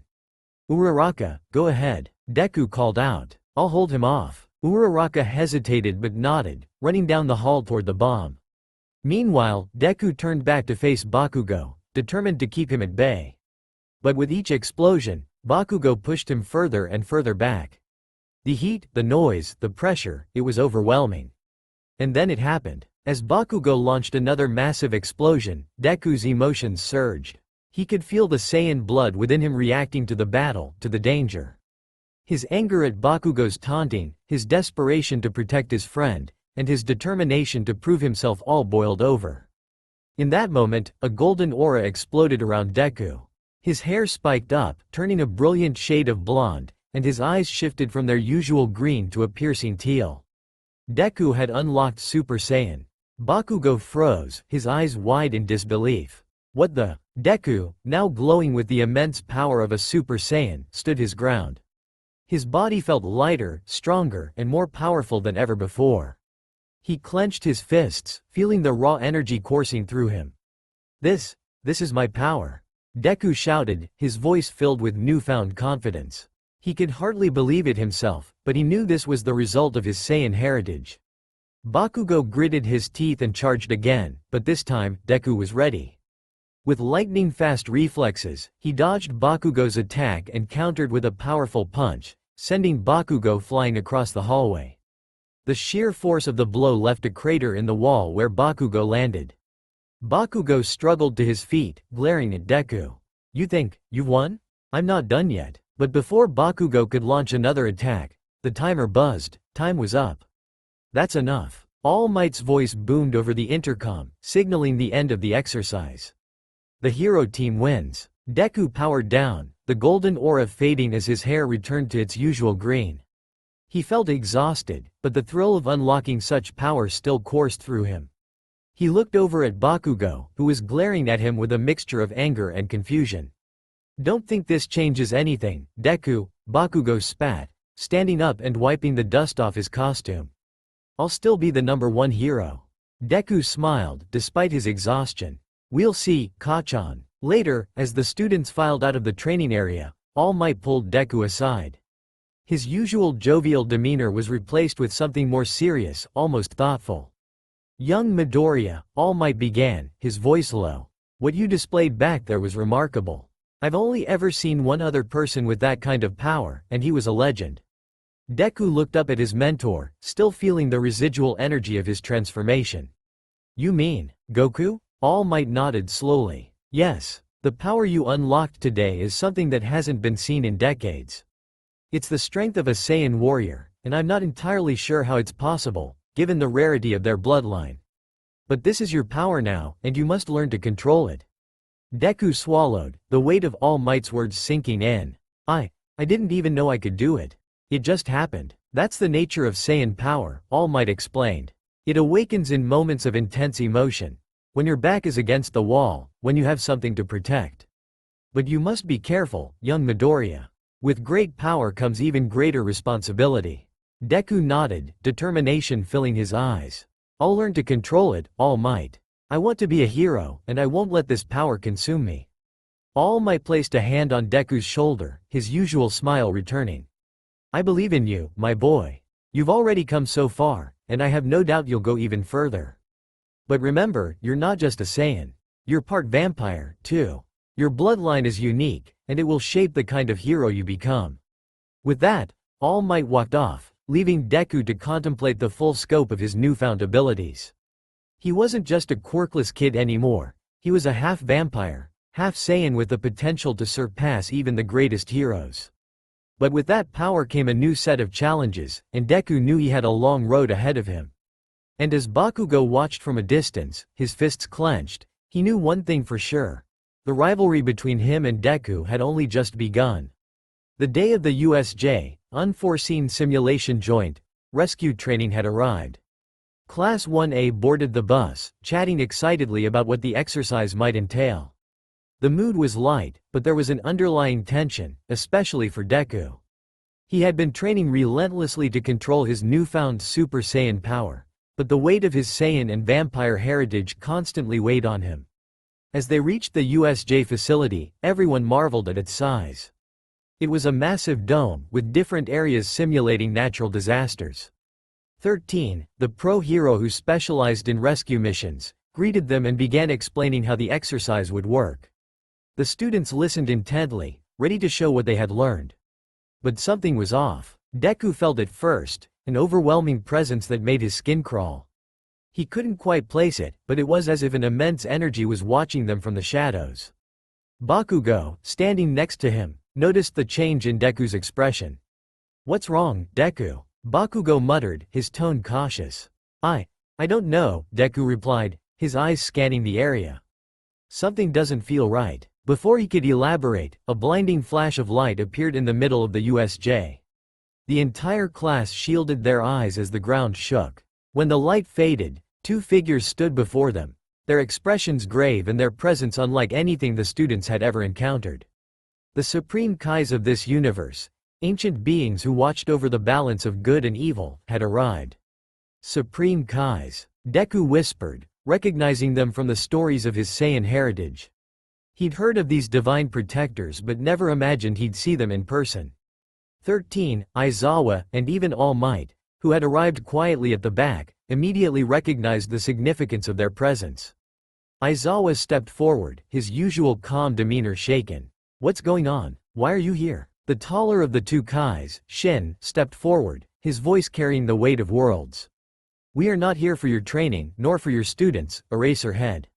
We seek All Might." Everyone's eyes turned to All Might, who looked as surprised as anyone else. "Me?" he asked, stepping forward. "What's this about?" Shin exchanged a glance with the shorter Kai, Kibito, before speaking again. "There is a grave threat approaching this world, something beyond what any of you have faced. A power that can destroy entire universes. Only someone as strong as you, All Might, can hope to stand against it." The students murmured among themselves, confusion and fear evident in their voices. This was supposed to be a rescue training, not a real threat. But the Kais wouldn't have come if it weren't serious. Deku's heart pounded in his chest. His Saiyan blood reacted to the mention of such a powerful foe, and his instincts told him that this was no ordinary villain. He stepped forward, unable to hold back his question. "What kind of threat? What's coming?" Shin looked at Deku, his expression unreadable. "You are a Saiyan, are you not? You, too, can feel it. The disturbance in the balance of power. The one who approaches is a being of immense strength, greater than any threat you have faced in this world." All Might's eyes narrowed, his serious demeanor taking over. "Who is it?" Kibito, his voice deep and somber, answered. "His name is Moro, a sorcerer who has the power to drain the life force of entire planets. He was sealed away long ago, but somehow, he has escaped and is heading toward Earth. If he isn't stopped, everyone, will be destroyed." The weight of their words hung in the air, suffocating in its intensity. The students were silent, trying to process the magnitude of what was happening. All Might clenched his fists. "If what you're saying is true, then I'll do everything in my power to stop him." Shin nodded gravely. "We came to warn you because you are this world's greatest protector. But we did not expect that this young Saiyan would be here as well." He glanced at Deku, his eyes narrowing slightly. "Perhaps, All Might, you will not have to face Moro alone." Deku felt the pressure of Shin's gaze, and his heart skipped a beat. He had only just begun to unlock his Saiyan potential. Was he really expected to fight someone as powerful as Moro? Before anyone could say anything further, the air shifted once again. The sky outside the USJ facility darkened, and an ominous energy spread through the area like a cold wind. Everyone felt it this time, and it was unmistakable. "He's already here," Kibito said quietly, his eyes widening. Aizawa activated his quirk, ready to defend his students. "Everyone, stay alert." Suddenly, a portal appeared in the middle of the USJ, swirling with dark energy. From within, a tall, gaunt figure stepped out, his presence exuding raw power and malice. His skin was a pale blue, his horns curved backward, and his eyes glowed with a menacing light. It was Moro. The students stared in horror, their instincts screaming at them to run. But they were frozen, transfixed by the sheer malevolence of the creature before them. Even Bakugo, who normally charged headfirst into danger, felt a knot of fear in his stomach. Moro's voice was low and rumbling, like the sound of distant thunder. "So, this is the planet they sent me to destroy. I can already feel the life force here, so much energy to devour." All Might stepped forward, his face grim. "You won't lay a hand on this planet, Moro. Not while I'm here." Moro smirked, his eyes scanning the crowd. "Ah, the great All Might. But you're not the only one here, are you?" His gaze shifted to Deku, and his smirk widened. "A Saiyan? How interesting." Deku's blood boiled, his Saiyan instincts flaring up at the sight of such a powerful enemy. He could feel the weight of the responsibility on his shoulders, and he knew he had to act. Without hesitation, Deku powered up, his golden Super Saiyan aura igniting around him. His hair spiked up, and his eyes turned teal once more as he stepped forward to stand beside All Might. "I won't let you hurt anyone," Deku shouted, his voice filled with determination. Moro chuckled darkly, clearly amused. "We'll see, little Saiyan. We'll see." And with that, the battle for Earth had begun. As All Might and Deku squared off against Moro, tension filled the air at the USJ. Every student in Class 1A could feel the immense pressure coming from the otherworldly foe. All Might was focused, his eyes locked onto Moro, while Deku, in his newly unlocked Super Saiyan form, stood ready to defend his friends and his world. The Supreme Kais looked on with a mixture of concern and hope, unsure how this confrontation would unfold. However, as everyone's attention was fixed on Moro, Tamura Shigaraki had quietly slipped into the USJ facility, moving through the shadows with sinister intent. Behind him, the monstrous Nomu, a creature engineered for one purpose, to kill All Might, followed silently, waiting for its chance to strike.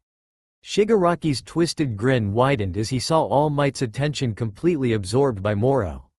"Hey, All Might be distracted, but that doesn't mean the fun stops here," he whispered to himself. His hand twitched as he directed the Nomu forward. "Go, Nomu, kill anyone who gets in your way, and take All Might's head while you're at it." But just as the Nomu lumbered forward, it was met with an unexpected obstacle. Bakugo, the explosive blonde hero in training, had felt something was off the moment they arrived at the USJ. He'd been on edge ever since Deku had powered up to face Moro. Now, his sharp instincts and combat-ready mind had spotted the movement in the shadows. "Hey, you freak!" Bakugo yelled, standing between the Nomu and the rest of the students. His hands crackled with fiery explosions as he grinned, brimming with confidence. "You think you can sneak up on All Might and get away with it? You're going down, you ugly bastard." The Nomu turned its head, its beady eyes locking onto Bakugo. Shigaraki frowned in annoyance, not recognizing the explosive student at first. "TCH, you're not the one I wanted. But I guess you'll do for now." Without another word, the Nomu charged at Bakugo with frightening speed, its massive frame moving far faster than its size suggested. But Bakugo was ready. "Bring it on," Bakugo shouted, launching himself into the air with an explosion. He dodged the Nomu's initial strike, the ground where it landed cracking under the immense force of its blow. Bakugo countered immediately, unleashing a barrage of explosions directly at the Nomu's face. The Nomu staggered back, momentarily disoriented by the blasts. But it didn't stay down for long. With a roar, it lunged again, this time swinging its fist with even greater power. Bakugo barely managed to dodge, flipping through the air and landing a few feet away. "This thing's tougher than I thought," Bakugo muttered, wiping some sweat from his brow. He had fought strong opponents before, but the Nomu was something else entirely. Its sheer strength and speed were overwhelming, and it didn't seem to feel pain. Worse, it seemed to regenerate almost instantly from the damage his explosions caused. Still, Bakugo wasn't one to back down from a challenge. "Guess I'll just have to blow it to bits until nothing's left." He charged at the Nomu again, his hands glowing with concentrated energy. This time, he aimed for the Nomu's legs, hoping to destabilize the creature.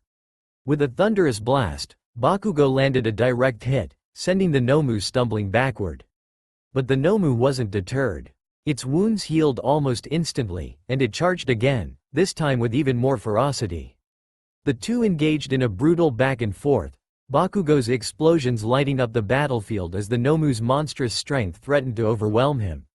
Meanwhile, Deku, still locked in his standoff with Moro, couldn't help but glance toward the battle between Bakugo and the Nomu. He gritted his teeth, frustrated that he couldn't help his friend. "Bakugo," he muttered under his breath. All Might, noticing Deku's distraction, spoke quickly. "Don't lose focus, young Midoriya. Bakugo can handle himself. Moro is the real threat here." Deku nodded, forcing himself to stay focused on the sorcerer in front of him. But the worry for Bakugo gnawed at him. Back at the battlefield, Bakugo was reaching his limit. No matter how many explosions he hit the Nomu with, it just kept coming.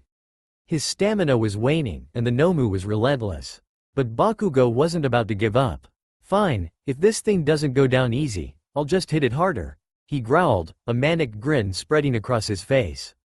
He blasted himself into the air, creating distance between him and the Nomu. With his hands raised above his head, he began gathering every ounce of energy he had left. "This is it, I'll blow you to pieces," Bakugo shouted. Howitzer impact. He spun through the air, gathering momentum as he descended toward the Nomu. With a deafening roar, he unleashed a massive explosion that engulfed the entire area, shaking the USJ to its core. For a moment, everything was silent. The smoke from Bakugo's attack slowly cleared, and the students, teachers, and even Moro paused to see the outcome. Bakugo landed on the ground, panting heavily, his body bruised and exhausted. The area around him was scorched and shattered from the force of his attack. But then, from within the smoke, the Nomu emerged. Its body was battered, and it limped slightly, but it was still standing. Bakugo's eyes widened in disbelief. "You got to be kidding me." Before the Nomu could strike again, however, a flash of golden light appeared in front of Bakugo. It was All Might. "You did well, young Bakugo," All Might said, his voice calm but filled with admiration. "But let me take it from here." Bakugo, still catching his breath, could only nod as he stepped back. He hated to admit it, but this fight was beyond him. All Might was needed. With a determined look, All Might faced the Nomu, ready to put an end to the creature's rampage once and for all. "Now, it's my turn," All Might declared, his muscles bulging as he prepared to unleash his full power. The air at the USJ was electric with tension. As Bakugo stepped back, barely able to stand after his intense battle with the Nomu, the scene shifted into two major fights. On one side, All Might squared off against the terrifying Nomu, while on the other, Deku, still in his super vampire form, faced off against the dark sorcerer Moro. All Might clenched his fists, his brows furrowed as he faced the Nomu head-on. The creature's regeneration abilities and strength were remarkable, but All Might knew he couldn't afford to hold back any longer. The future of these young heroes and the very fabric of peace rested on him defeating this monster. With a powerful leap, All Might charged forward, his speed incredible as he closed the distance between himself and the Nomu in an instant. Smash! All Might roared, his fist colliding with the Nomu's chest. The shockwave from the impact shattered the ground around them, creating a massive crater, but the Nomu remained standing, its body absorbing the blow. Shigaraki, watching from the shadows, chuckled. "You can't beat it, All Might. The Nomu was made to handle your strength. It was created to kill you." The Nomu retaliated, swinging a devastating punch toward All Might's head. The force behind it would have crushed anyone else, but All Might blocked it with both hands, gritting his teeth as he held his ground. "Don't underestimate me," All Might shouted, using his immense strength to push the Nomu back. "I faced greater foes than you, and I will not fall here." The Nomu's body regenerated quickly, healing the damage done by All Might's punch.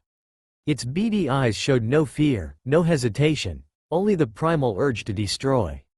"Let's see how much you can regenerate," All Might muttered to himself. He drew back his fist again, this time preparing for a much stronger attack. His muscles swelled, veins bulging as he summoned every ounce of his remaining strength.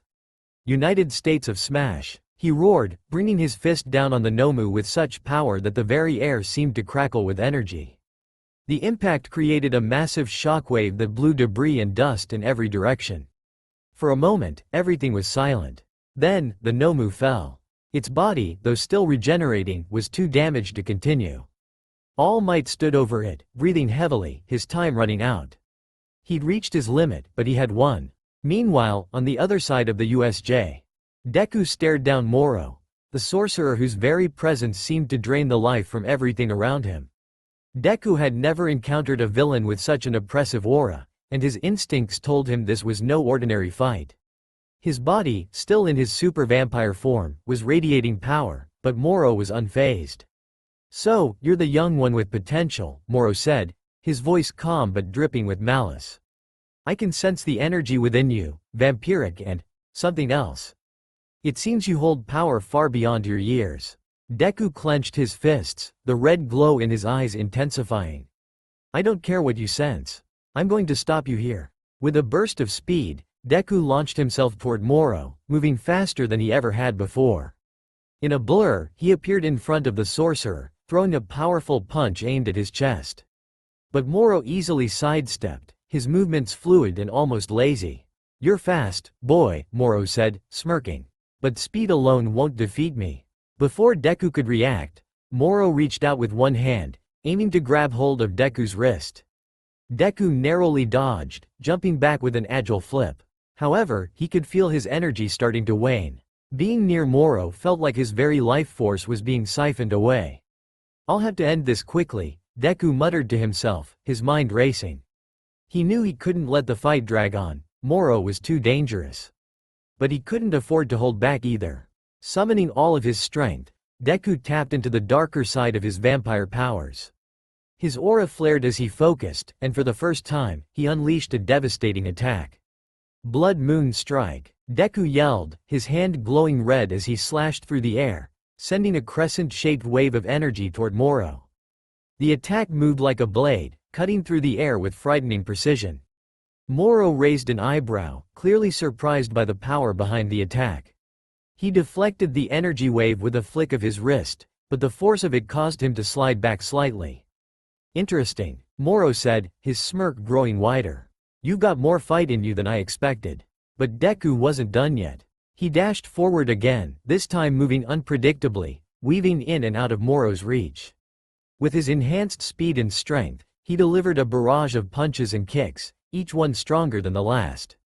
Moro blocked and dodged most of the attacks, but Deku's relentless assault was beginning to push him back. "You're pushing your limits, boy," Moro taunted. "But it won't be enough." Suddenly, Moro's hand shot out, grabbing Deku by the throat. Deku gasped, his breath caught in his chest as he felt his energy draining faster than ever. "You relied too much on raw power," Moro said, his voice cold and calculating. "But I am beyond your comprehension." Just as Deku's vision began to blur, a voice echoed in his mind.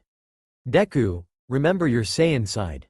It was faint, almost like a memory, but it was enough to snap Deku out of his daze. Summoning every ounce of strength he had left, Deku's aura flared, and his hair briefly flickered gold.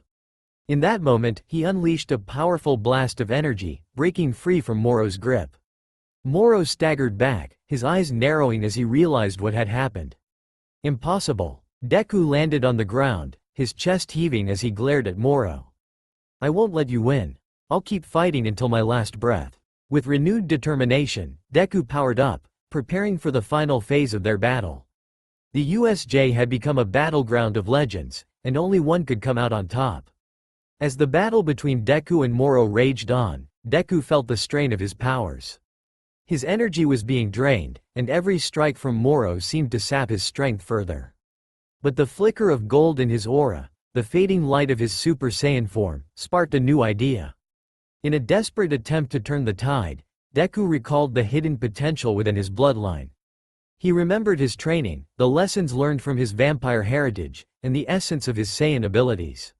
He knew he needed to combine both aspects to reach a new level of power. With a fierce determination in his eyes, Deku closed his eyes, focusing on merging his vampire strength with his Super Saiyan power. His body trembled as he felt the surge of energy, a dark and formidable force that began to envelop him. As he unlocked this new transformation, Deku's hair darkened, shifting from its usual green to a deep, almost black hue, streaked with streaks of silver. His eyes, once red, now glowed a fierce, unnatural purple, reflecting the unique fusion of his vampire and Saiyan blood. The transformation was like a storm breaking loose. A dark aura flared around Deku, crackling with raw energy. The ground beneath him quaked as his power surged, and the air grew heavy with his newfound strength. It was a mix of darkness and brilliance, a unique blend that was uniquely his. "Dark Super Saiyan," Deku murmured, his voice echoing with newfound power. "This is my true form." Moro looked on with a mixture of curiosity and annoyance.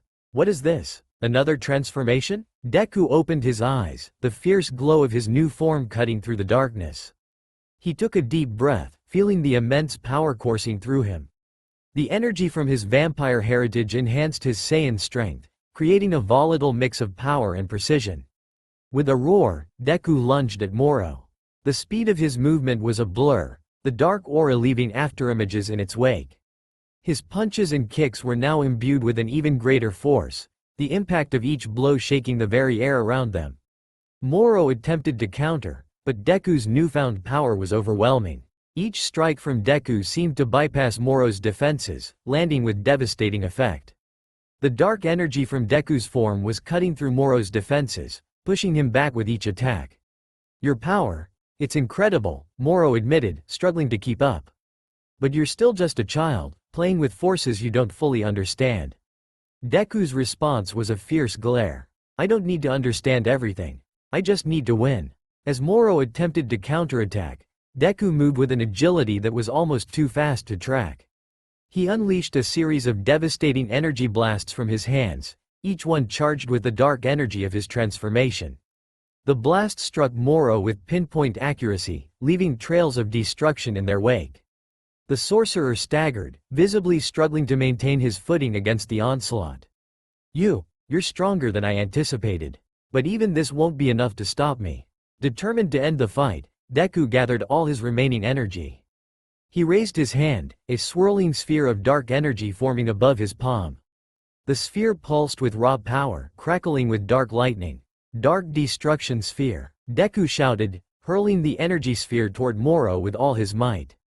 The sphere collided with Moro, and the resulting explosion was cataclysmic.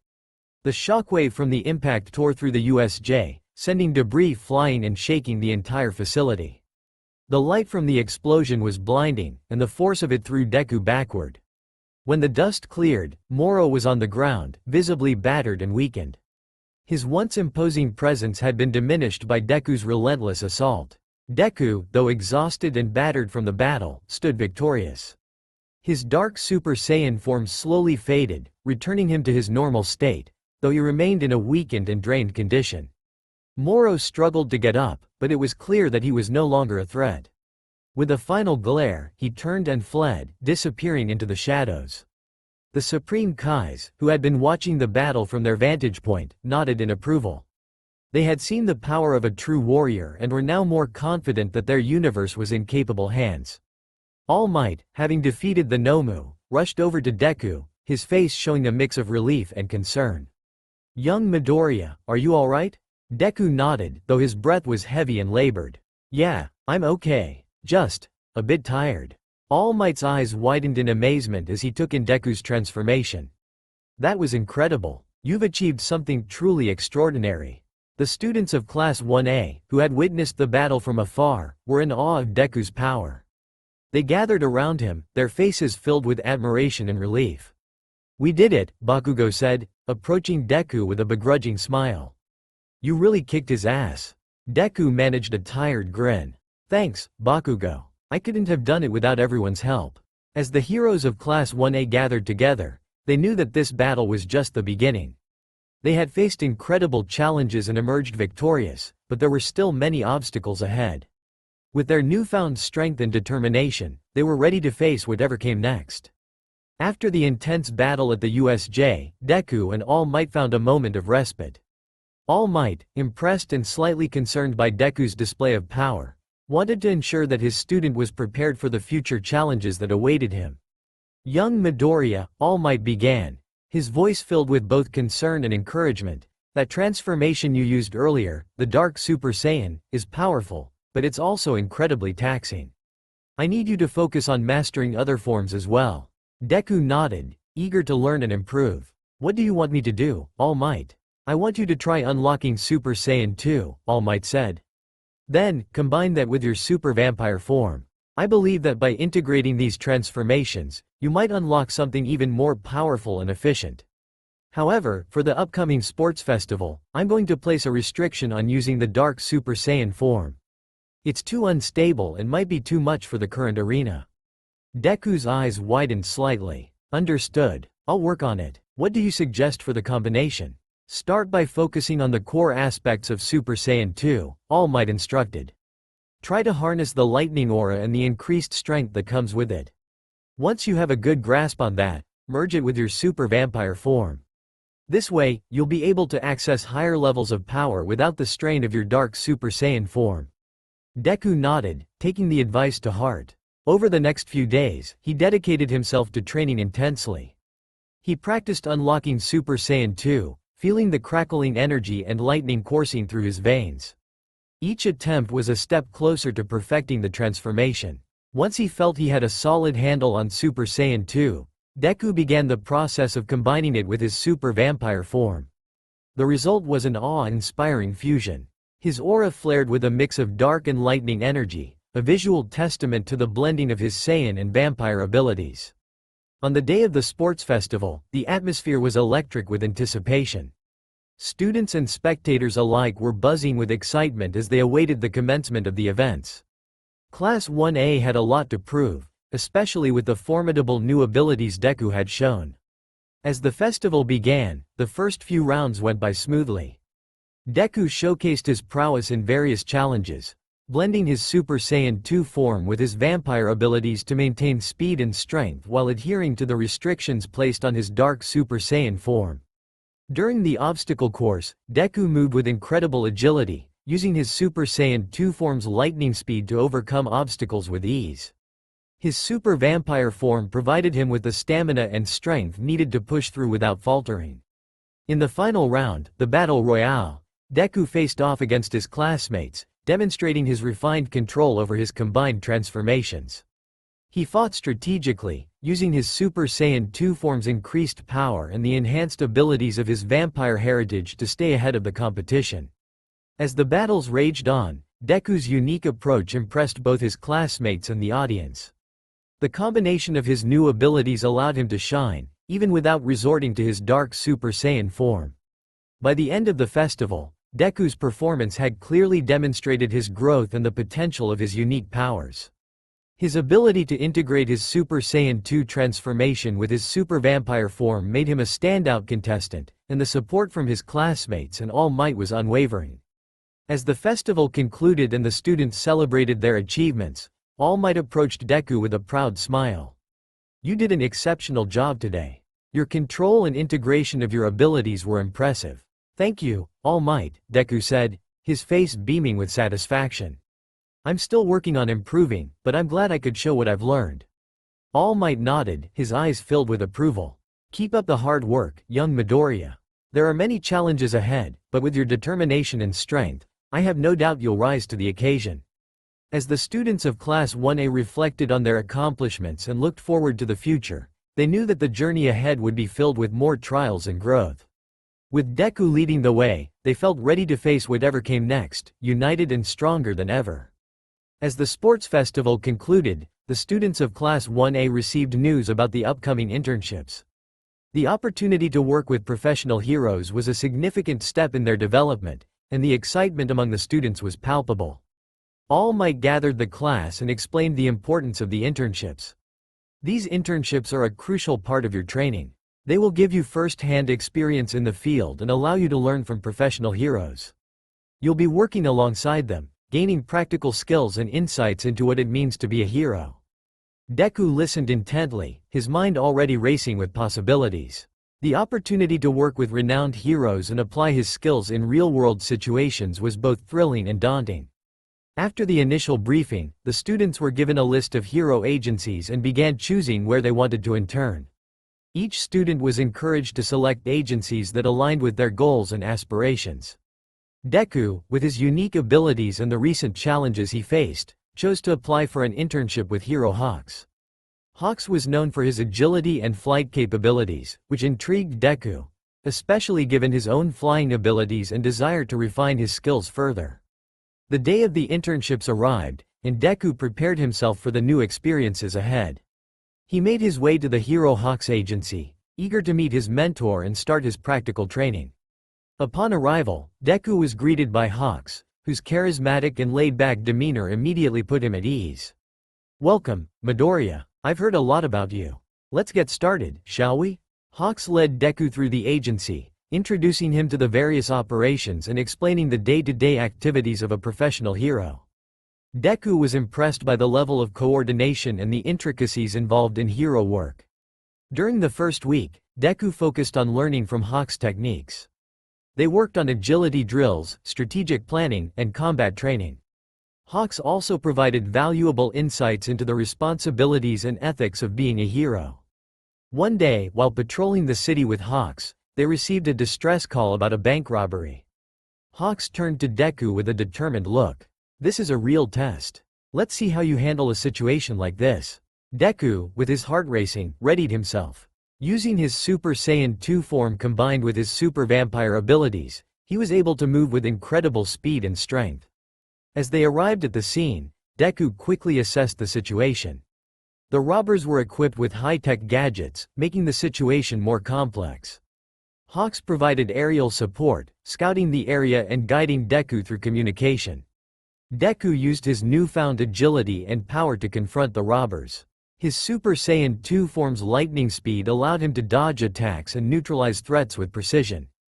As the battle progressed, Deku demonstrated his tactical skills by coordinating with Hawks and using his vampire abilities to enhance his combat effectiveness. The robbers were swiftly apprehended, and the situation was brought under control. After the incident, Hawks commended Deku for his performance. "You did well today, Midoriya. Your control over your abilities and your strategic thinking were impressive."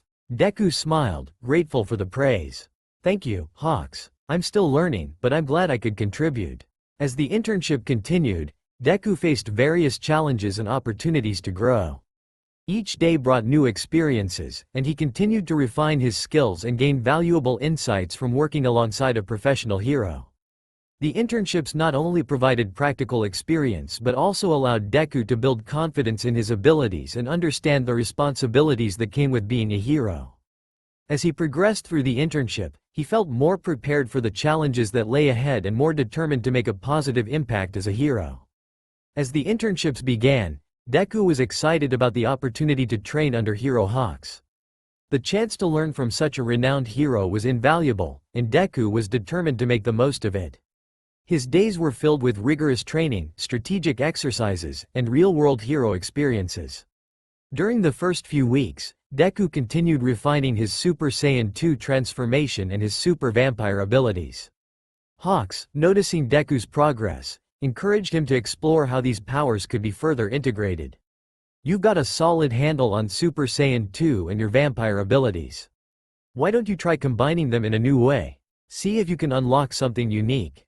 Deku took Hawk's advice to heart. He spent hours in the training facilities, experimenting with different ways to merge his Super Saiyan 2 form with his Super Vampire form. The goal was to create a transformation that harnessed the strengths of both forms while minimizing their individual weaknesses. One evening, after an intense training session, Deku felt a surge of energy as he pushed himself beyond his limits. He focused on blending the lightning aura of Super Saiyan 2 with the dark, powerful essence of his vampire abilities.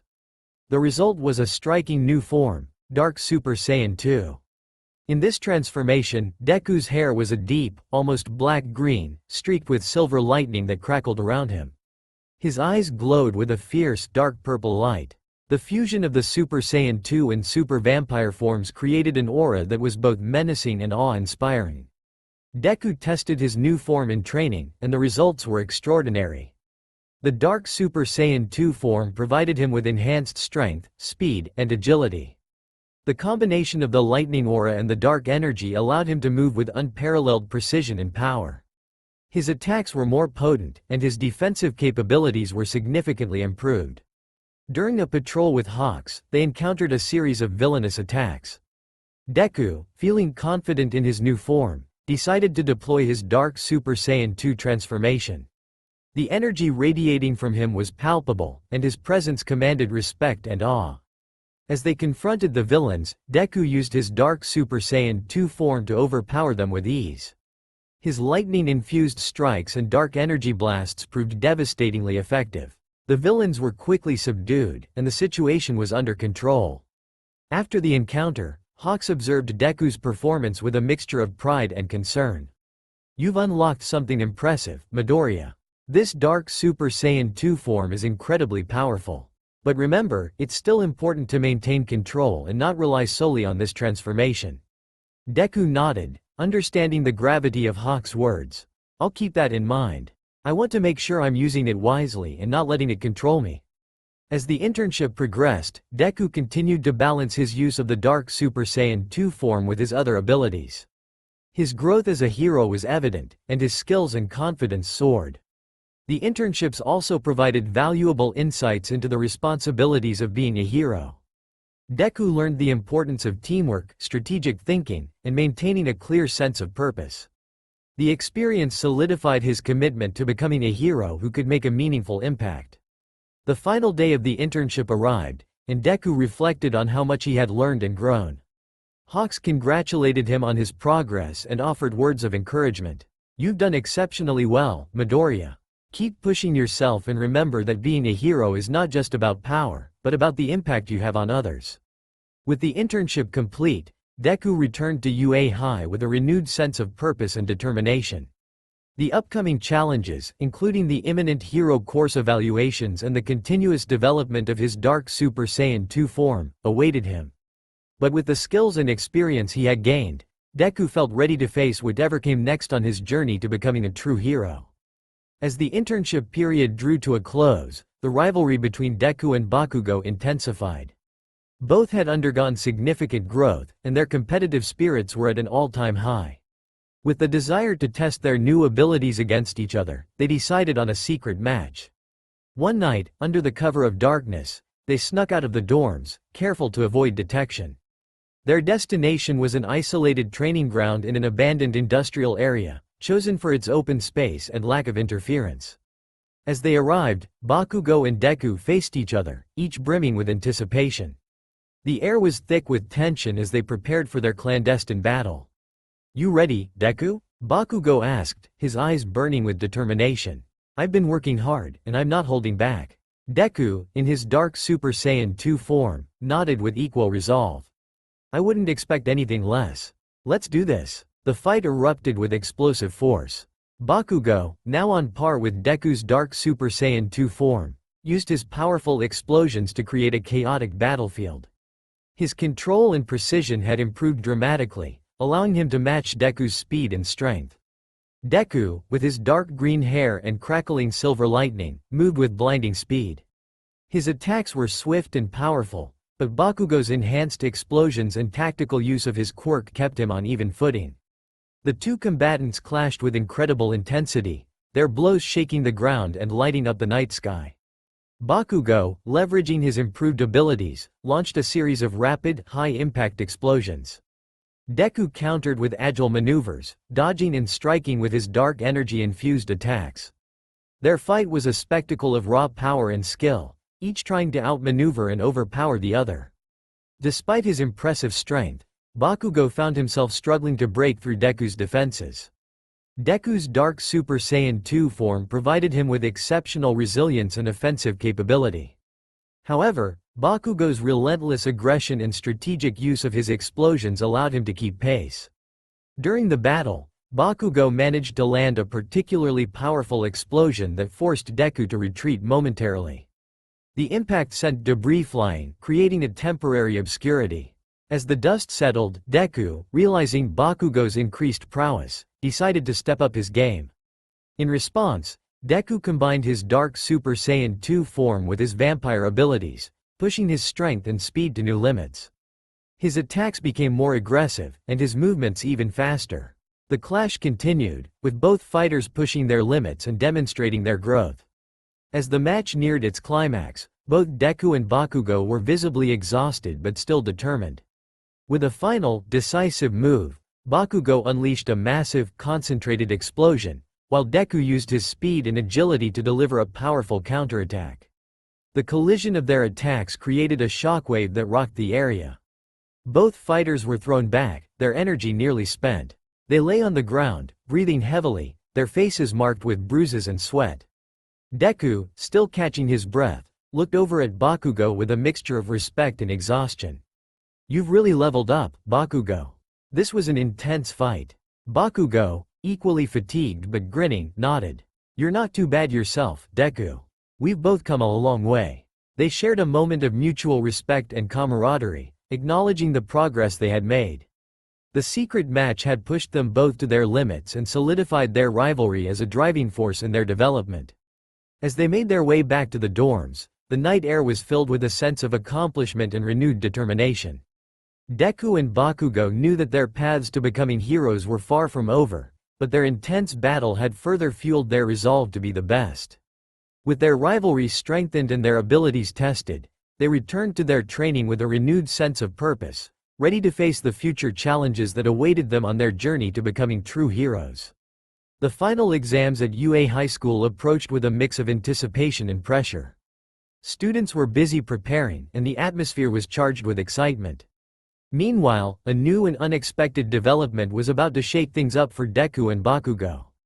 On the day of the practical exams, the students were in high spirits, focusing on showcasing their skills and abilities. The exam was going smoothly when a sudden, otherworldly presence made itself known. A deep, resonant energy filled the area, and a figure appeared in a flash of purple and black. Beerus, the god of destruction from the Dragon Ball universe, descended onto the scene. His presence was both awe-inspiring and intimidating, radiating an aura of immense power. The students and faculty were thrown into a state of confusion and curiosity as the legendary deity made his entrance. Beerus surveyed the students with a critical eye, clearly interested in their abilities. His gaze locked onto Bakugo and Deku, sensing their exceptional potential. He approached them with a mix of curiosity and expectation. "Interesting," Beerus mused, his voice deep and commanding. "I've been observing these heroes in training from afar. The energy here is remarkable." Bakugo, never one to back down from a challenge, stared at Beerus with a mix of defiance and intrigue. "Who are you? And why are you here?" Beerus, intrigued by Bakugo's fiery demeanor, smirked. "I am Beerus, the god of destruction. I've come to see if any of you have the potential to become something greater." He turned his attention to Bakugo, his eyes narrowing with interest. "You, especially. I see a spark in you that could be cultivated. How would you like to become the next god of destruction?" Bakugo's eyes widened in surprise, his initial shock quickly replaced by a determined glare. "God of destruction? What's that supposed to mean?" Beerus explained, "It's a position of great power and responsibility. As a god of destruction, you'd be tasked with maintaining balance in the universe by destroying worlds that have outlived their purpose. It requires strength, discipline, and a willingness to embrace your power." Bakugo considered Beerus's proposal, his mind racing with the implications. "And what's in it for me?" Beerus shrugged casually. "Power, influence, and the opportunity to test your limits in ways you can't even imagine. But it's not a decision to be taken lightly." Beerus then shifted his gaze to Deku, his interest piqued by the unique energy he sensed from the young hero.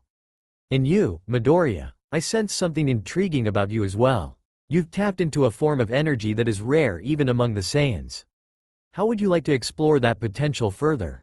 Deku, taken aback by Beerus's attention, asked cautiously, "What are you suggesting?" Beerus grinned. "You have the potential to become something akin to a Super Saiyan god. With your current abilities and my guidance, you could unlock a form that blends your unique powers with Saiyan heritage. Imagine combining your dark Super Saiyan form with divine energy." Deku's eyes widened as he considered the possibilities. "That sounds incredible, but how would it work?" Beerus responded, "It would involve rigorous training and a deep understanding of both your vampire and Saiyan abilities. It's a challenge, but it could elevate your powers to new heights." As Beerus continued to discuss the possibilities with Bakugo and Deku, the rest of the students and faculty watched with a mix of awe and apprehension. The prospect of becoming a god of destruction or unlocking a divine form was both exciting and daunting. With the final exams still ongoing and the opportunity presented by Beerus, Bakugo and Deku faced a new crossroads in their journey. They were now tasked with not only excelling in their current training but also considering the immense potential that lay before them. As Beerus prepared to leave, he gave both young heroes a final piece of advice. "Think carefully about what you want. The path to becoming a god of destruction or a Super Saiyan god is not an easy one, but it offers unimaginable power and growth. I'll be watching." With that, Beerus vanished, leaving Bakugo and Deku to ponder their future. The arrival of the god of destruction had introduced a new layer of complexity and opportunity to their hero training.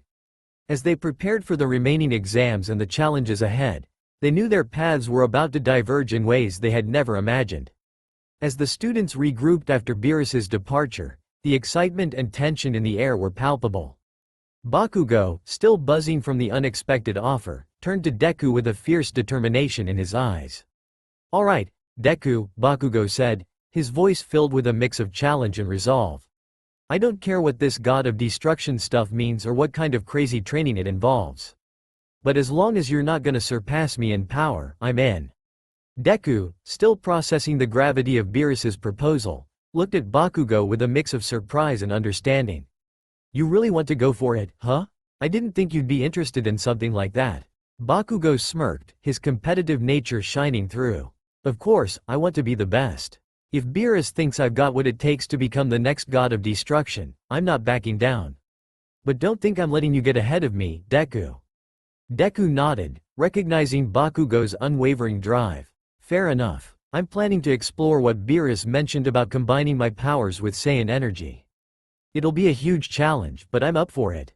Their conversation was interrupted as the final exams continued, but the newfound motivation and competition between them were clear. Both Bakugo and Deku had received unprecedented opportunities for growth, and their rivalry was now fueled by the prospect of surpassing one another in their quest for power. The following days were a whirlwind of activity. Bakugo began intense training sessions designed to prepare him for the responsibilities of becoming a god of destruction.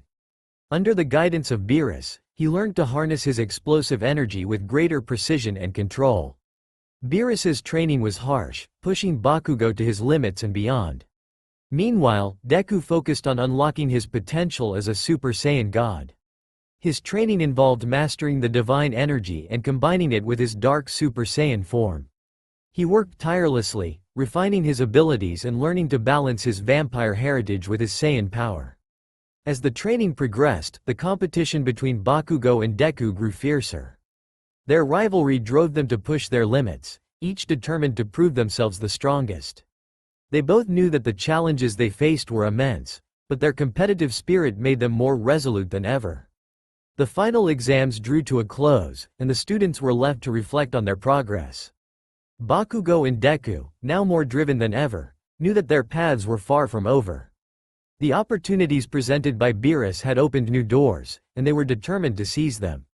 As they prepared for the next phase of their hero training, both Bakugo and Deku understood that their rivalry was more than just a competition, it was a catalyst for their growth. With the promise of greater power and the challenge of surpassing each other, they were ready to face whatever lay ahead, determined to become the greatest heroes they could be. The first week of the break began with Bakugo and Deku arriving at a secluded training facility specifically prepared by Beerus. The facility was situated in a remote, mountainous region, surrounded by a barrier to prevent any unintended disruptions. The atmosphere was charged with the anticipation of what lay ahead. Beerus greeted them with his usual calm demeanor, though there was an undeniable intensity in his gaze. "Welcome to your training. Here, we'll push you beyond your limits. Prepare yourselves." Day 2 to 3. Focus on Bakugo. Bakugo's training started with a focus on precision and control. Beerus had him engage in a series of explosive drills designed to refine his control over his quirk. Precision exercises. Bakugo was required to use his explosions with extreme precision. He aimed at small, moving targets, gradually increasing the difficulty. This exercise was crucial in helping him learn to control the intensity and direction of his explosions. Endurance drills. To build his stamina, Beerus put Bakugo through endurance exercises that tested his physical limits. These drills included high-intensity combat simulations and resistance training. By the end of the third day, Bakugo's control over his explosions had improved significantly. His ability to modulate his power output with precision was markedly better. Day 4 to 5. Focus on Deku. Deku's training began with an emphasis on mastering his Super Saiyan God form. Energy meditation. Deku spent hours in meditation, focusing on harnessing and controlling divine energy. Beerus guided him through the process of connecting with the Super Saiyan God power, helping him visualize and channel the energy. Transformation practice. Once Deku began to tap into the energy, Beerus had him practice transforming into the Super Saiyan God form. This involved a series of strenuous physical and mental exercises to stabilize and control the transformation. During these days, Deku struggled with the intensity of the energy but made noticeable progress. By the end of the fifth day, He had managed to briefly achieve the Super Saiyan God form, though it was not yet fully controlled. Day 6 to 7, Combined Training. The final 2 days of the week focused on combined training for both Bakugo and Deku. Team Combat Drills. Beerus had Bakugo and Deku work together in simulated combat scenarios. This training was designed to enhance their teamwork and test how well they could integrate their abilities. Advanced Techniques. Beerus introduced advanced techniques that combined aspects of both their powers. For Bakugo, this involved using his explosions in conjunction with new, refined control methods. For Deku, it meant learning to blend his Super Saiyan God energy with his vampire abilities. By the end of the week, both Bakugo and Deku had made significant strides. Bakugo's precision and endurance were at new heights, and Deku had gained a better grasp of his Super Saiyan God form, though he was still working on mastering it. Beerus, observing their progress, offered a rare nod of approval. "You've both shown impressive growth this week. The challenges will only become greater, but you're on the right path." The first week of training had been intense and demanding, but it had set a solid foundation for the weeks to come. As the students prepared for the upcoming events, including the I-Island movie arc and the summer training camp, they knew they were better equipped for the challenges ahead. With the first week's training completed, Bakugo and Deku were eager to continue their development and apply what they had learned in their upcoming adventures. The floating city of I-Island shimmered in the sky as the students of UA High School arrived for the much-anticipated event. Known for its cutting-edge technology and advanced hero facilities, I-Island was a hub of innovation and hero activity. Bakugo and Deku, along with their classmates, were greeted by a team of I-Island staff and escorted to their accommodations. The island's futuristic architecture and advanced tech piqued everyone's curiosity. The students were split into groups for a series of hero-related activities and simulations. Deku and Bakugo, though still in training, were excited to participate and experience the marvels of I-Island. The second day was filled with various hero-themed activities. The students engaged in training simulations designed to test their skills and adaptability in high-tech environments. Hero Simulation Challenges. Students participated in simulated rescue missions and combat scenarios. These simulations used I-Island's advanced technology to create realistic and challenging situations. Tech Demonstrations. The island featured several tech demonstrations, showcasing new hero gadgets and equipment. The students had the opportunity to interact with these technologies and learn about their potential applications. The excitement of the event took a dark turn on the third day. The island's security systems were breached, and a villainous group led by Willy and his associates launched an attack. Initial breach. The villain group infiltrated the island, causing chaos and triggering alarms. Students and staff were caught off guard, and the island's security forces struggled to contain the situation. Student response. As the villains began their attack, the students were thrust into action. Deku and Bakugo quickly mobilized, using their training and abilities to protect civilians and assist in the defense of the island. Villain Engagement. Deku and Bakugo confronted the villains in a series of intense battles. Deku, utilizing his Super Saiyan God form, and Bakugo, with his refined explosion techniques, worked together to thwart the villains' plans. The conflict reached its peak as the villains deployed a powerful Nomu to cause further destruction. The Nomu was a formidable opponent, challenging both Bakugo and Deku to their limits. Bakugo vs. Nomu. Bakugo engaged the Nomu in a fierce battle, using his explosive power with strategic precision. Despite the Nomu's resilience, Bakugo's determined attacks began to make an impact. Deku's support. Deku supported Bakugo by tackling the Nomu's weaker points and providing strategic assistance. His Super Saiyan God form allowed him to keep up with the Nomu's speed and power, making a significant difference in the fight. All Might's arrival. As the situation grew more dire, All Might arrived on the scene, joining the fray to help defeat the Nomu. His presence provided a much-needed boost, and together with Bakugo and Deku, they managed to subdue the powerful foe. In the aftermath of the attack, I-Island began the process of recovery and rebuilding. The students and staff worked alongside the island's security forces to assess the damage and ensure the safety of everyone involved. Acknowledgements. The students were praised for their bravery and quick thinking during the crisis.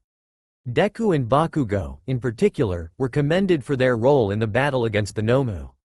Reflection. As the island began to return to normalcy, Deku and Bakugo reflected on their experiences. The attack had tested their abilities and teamwork, providing valuable lessons in heroism and crisis management.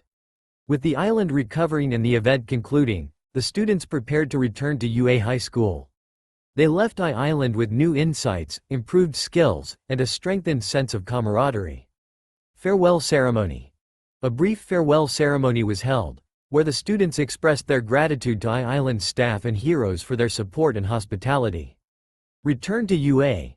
The students boarded their transport back to UA, ready to face the next stage of their training and continue their journey as aspiring heroes. The Island movie arc had provided both challenges and opportunities for growth. Deku and Bakugo had faced real threats and emerged stronger, their bond as rivals solidified by the experiences they shared. With the summer training camp on the horizon, they were prepared for the next chapter in their hero journey. Day 1. Arrival at the training camp. The students of UA High School arrived at the summer training camp, a remote, rugged facility designed to test their survival skills and combat abilities. The camp was set up in a secluded forest area, offering a mix of natural obstacles and training challenges. Bakugo and Deku were among the students eager to start the camp, their recent experiences on Island having further honed their skills. They were joined by their classmates and greeted by the camp instructors. Day 2 to 3. Training exercises and challenges. The early days of the camp were filled with rigorous training exercises and survival challenges. Survival skills.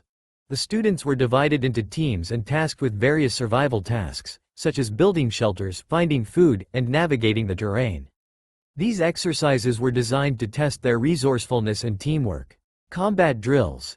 Instructors conducted combat simulations to help students practice their skills in a controlled environment. These drills included mock battles against villain simulations and scenarios that required quick decision-making and strategic thinking. Personal training. Deku continued to refine his Super Saiyan God form and further develop his Dark Super Saiyan abilities.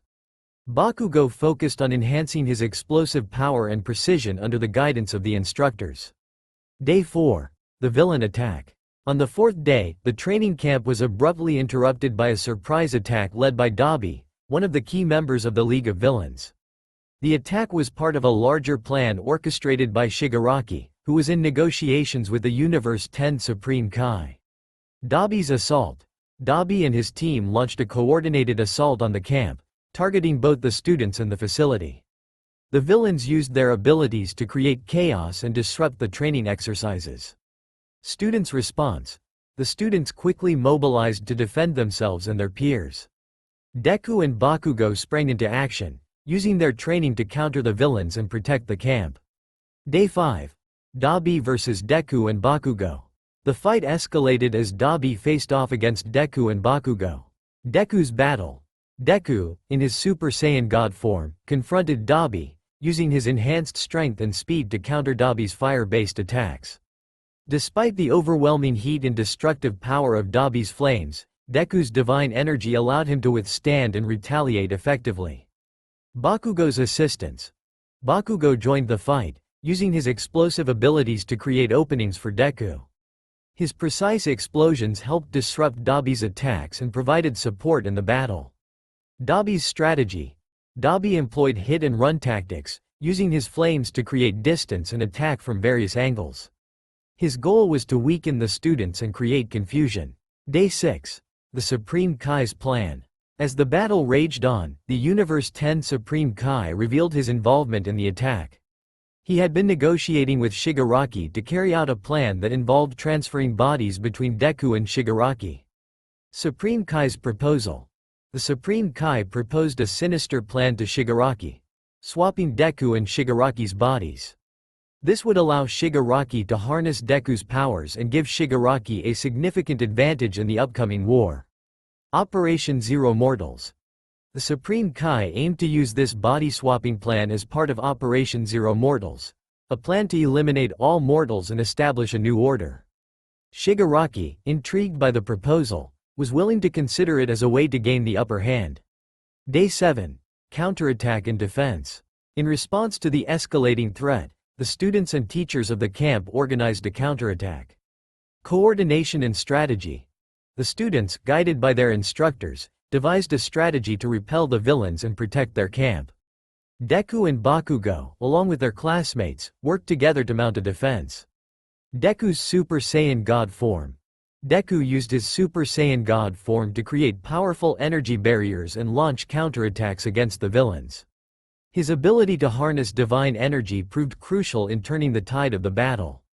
Bakugo's explosive assault. Bakugo focused on breaking through Dabi's defenses and creating openings for Deku. His explosive power was instrumental in disrupting the villains' plans and providing support for his teammates. Day 8. Aftermath and reflection. With the villains driven back and the camp's defenses restored, the students took time to recover and reflect on the events. Recovery and assessment.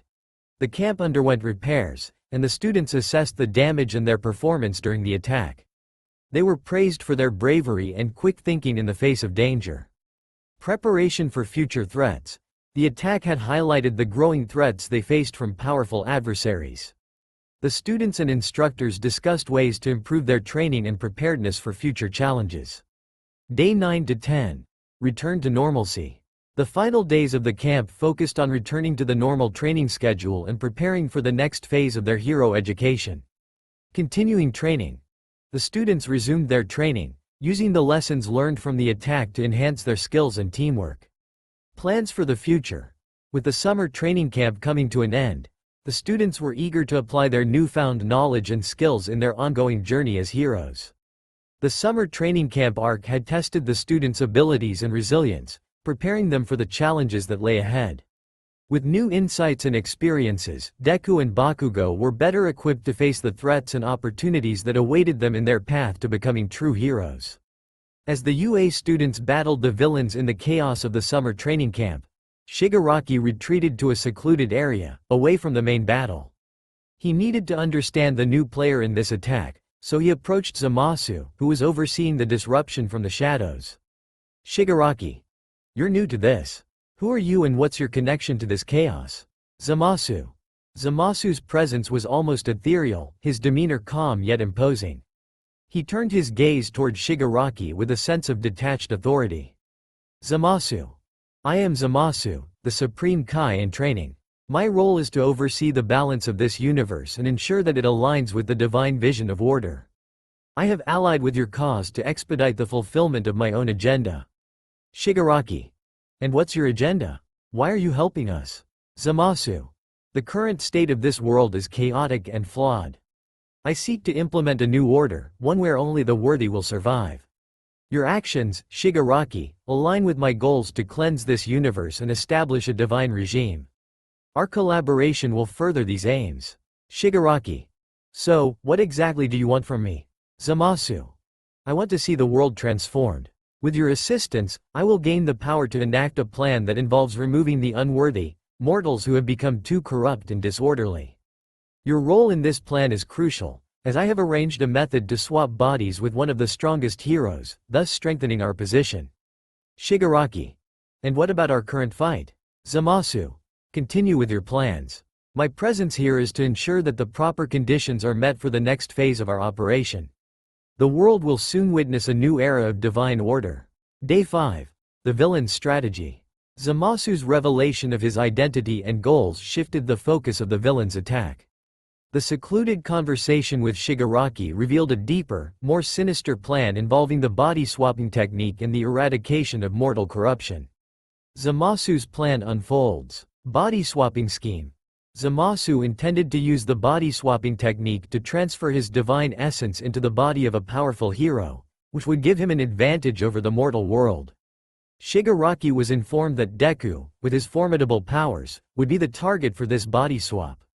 Operation Zero Mortals.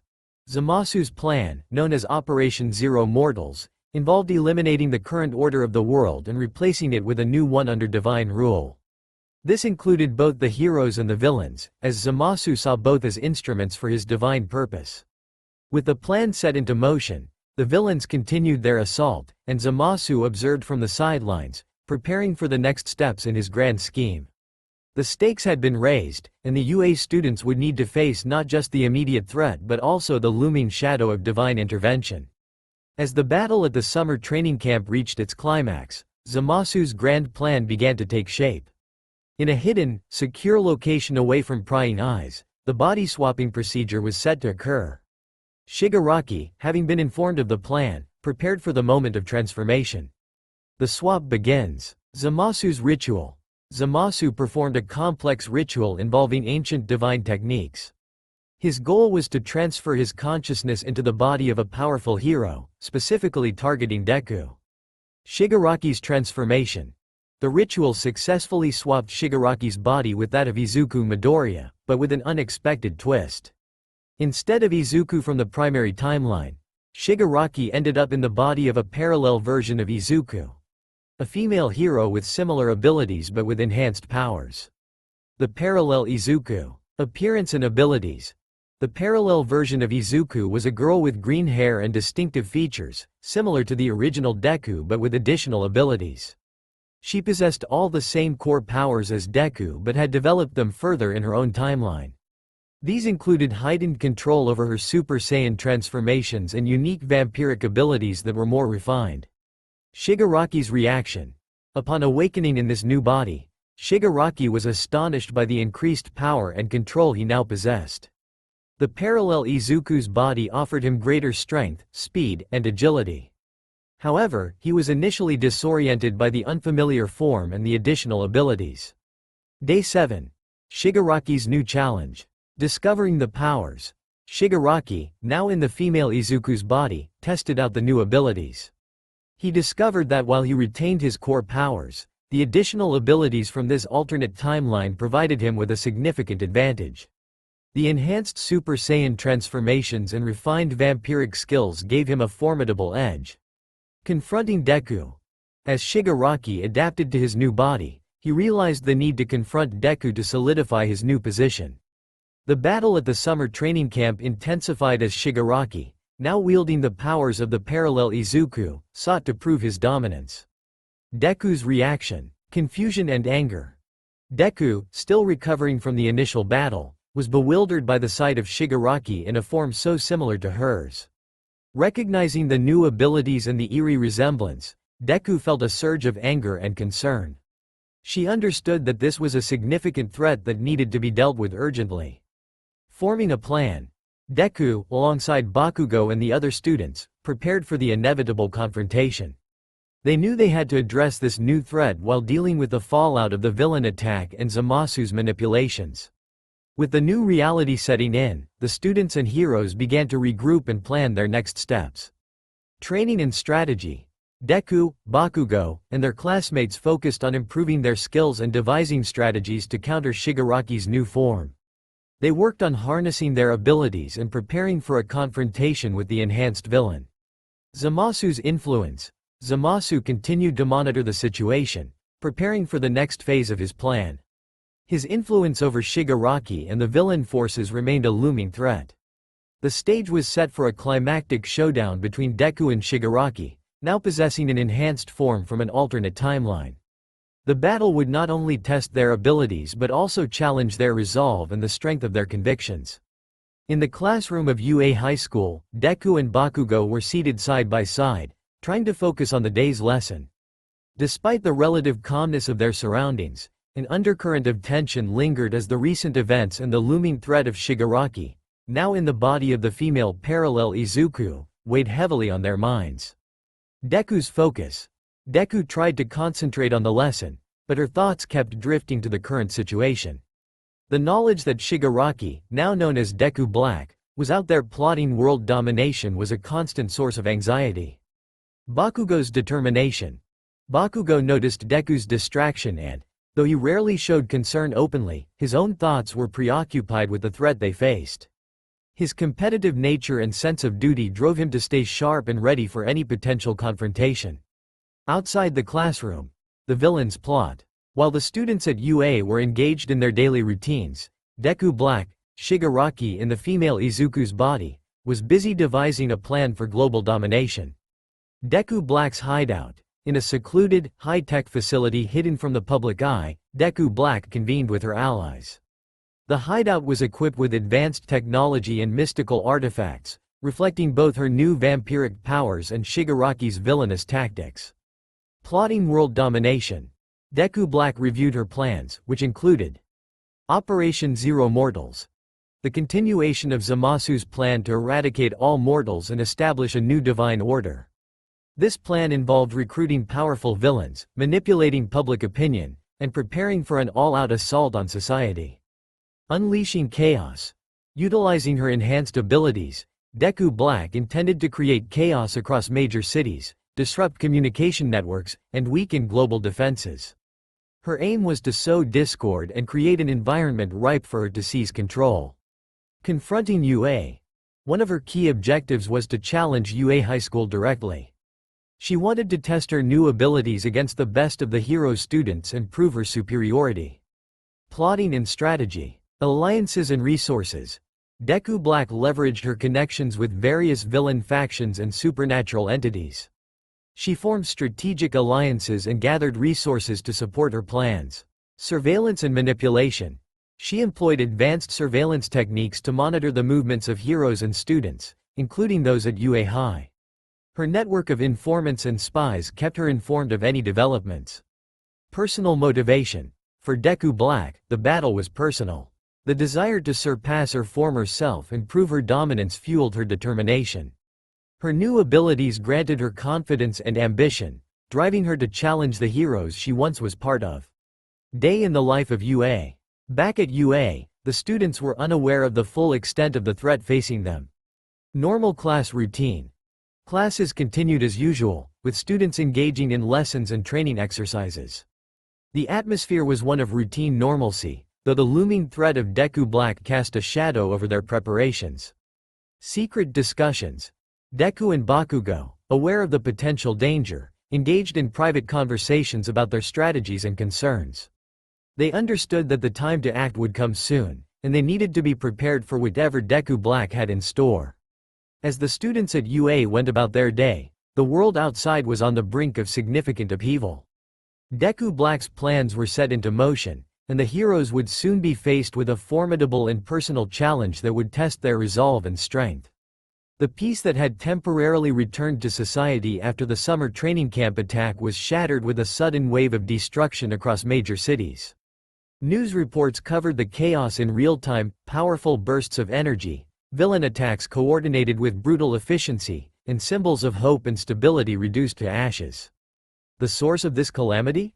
Deku Black, Shigaraki in the parallel female Izuku's body. Public message from Deku Black. Standing atop the ruins of a destroyed building, Deku Black broadcasted a message to the world. Her voice was resolute and filled with disdain. Deku Black. Mortals, your era of chaos ends now. The age of heroes who pretend to protect you but instead perpetuate weakness is over. A new order is dawning, one of true strength, purity, and dominance. Your precious symbols of hope are nothing but relics, and I will be the one to tear down this decaying world. The chilling message ended, leaving society in shock. Heroes mobilized immediately, but it was clear. Deku Black's power and the coordinated nature of the attacks were unlike anything they had faced. Day 2. UA High responds. Deku, Bakugo, and the rest of Class 1A were called to an emergency meeting with the staff, including All Might, Aizawa, and other pro-heroes. The gravity of the situation was evident. All Might's concern. All Might shared what he had learned about Deku Black's identity. While the existence of parallel timelines and body swapping was hard for many to grasp, the students were made aware of the direct threat to their lives and the challenge of facing a version of Deku far stronger and more ruthless than before. Deku's resolve. Deku clenched her fists, feeling a mixture of anger, fear, and determination.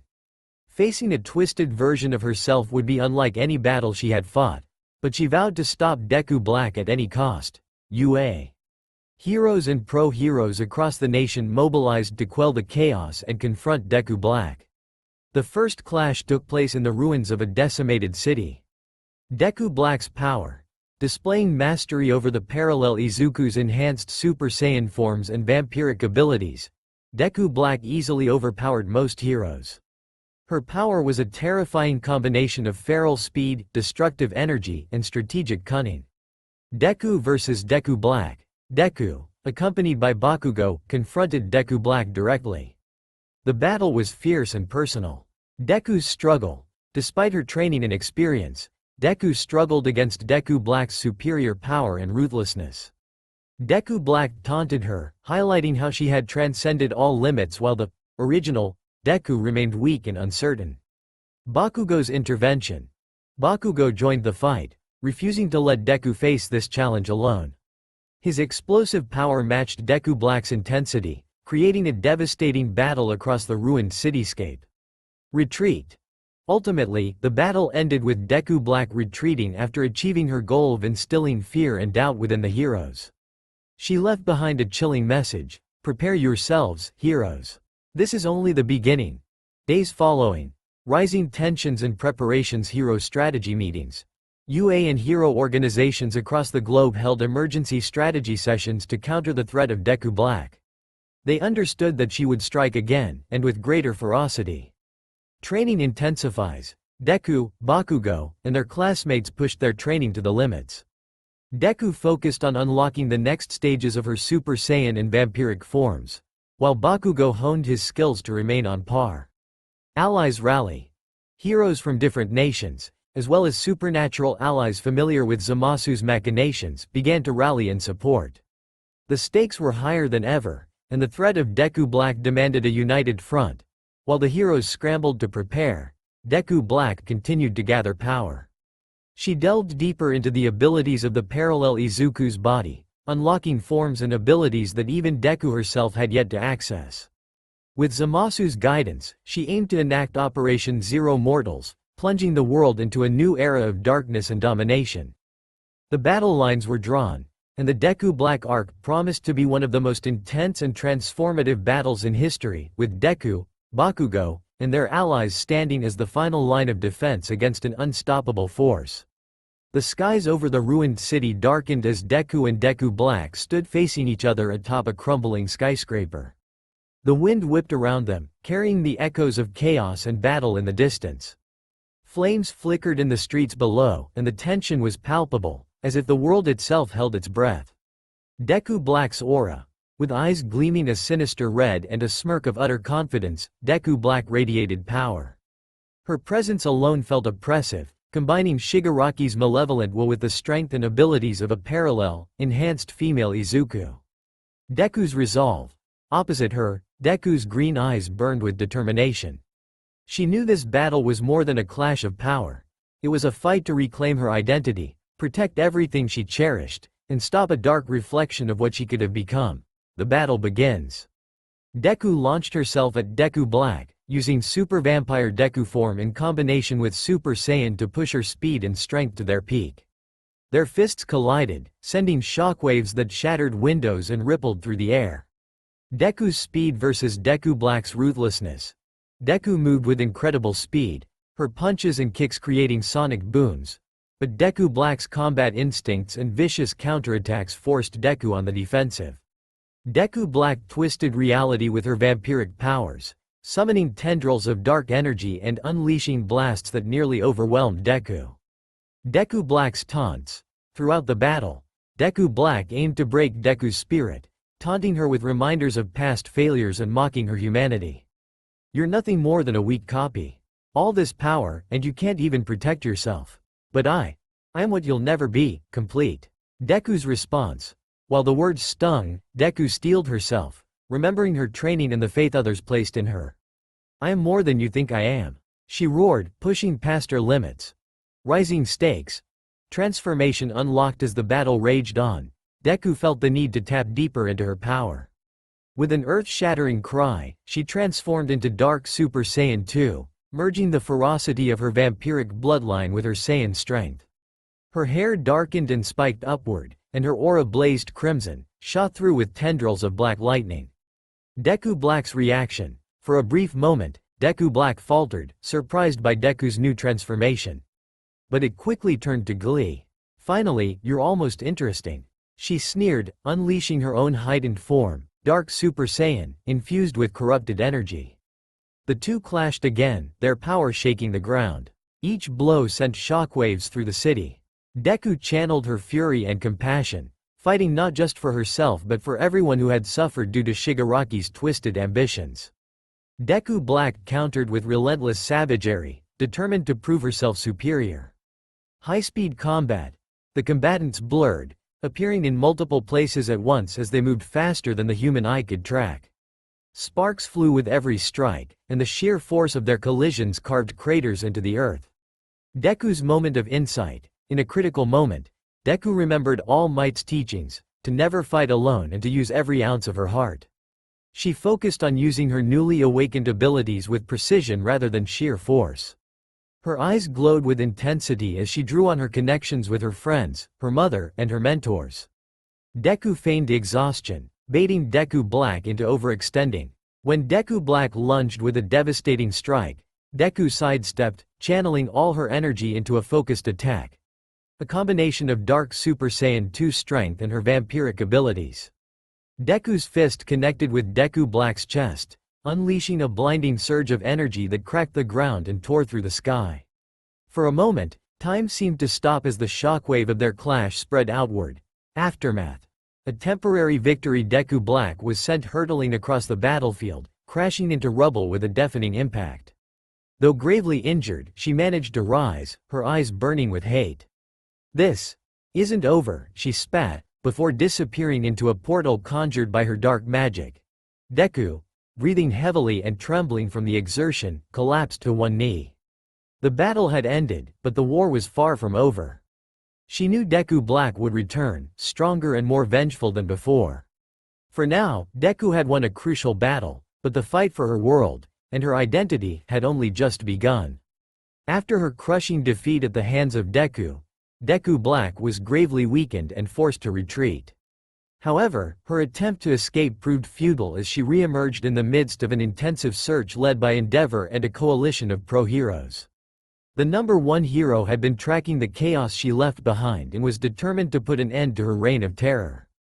Ambushed by the heroes, the pro-heroes, led by Endeavor, executed a strategic ambush when Deku Black reappeared. Though she fought back fiercely, her injuries and exhaustion from the battle with Deku left her at a significant disadvantage. Endeavor's relentless pursuit. With fire blazing, Endeavor unleashed a series of devastating attacks, overwhelming Deku Black with raw power and precise strikes. "You've terrorized this world enough," he declared, his flames burning brighter than ever. Final struggle.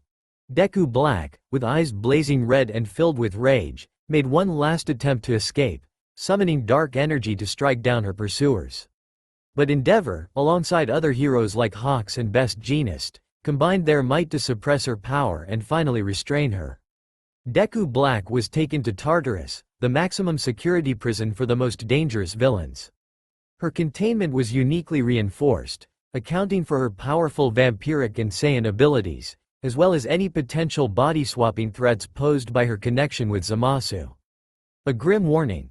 Before being placed in her cell, Deku Black glared at her captors, a twisted smile forming on her lips. "This prison won't hold me forever. The time of mortals is still ending," she hissed, but her words fell on deaf ears as the heavy gates of Tartarus slammed shut. A world rebuilding with Deku Black contained. The world began to heal from the chaos she had caused.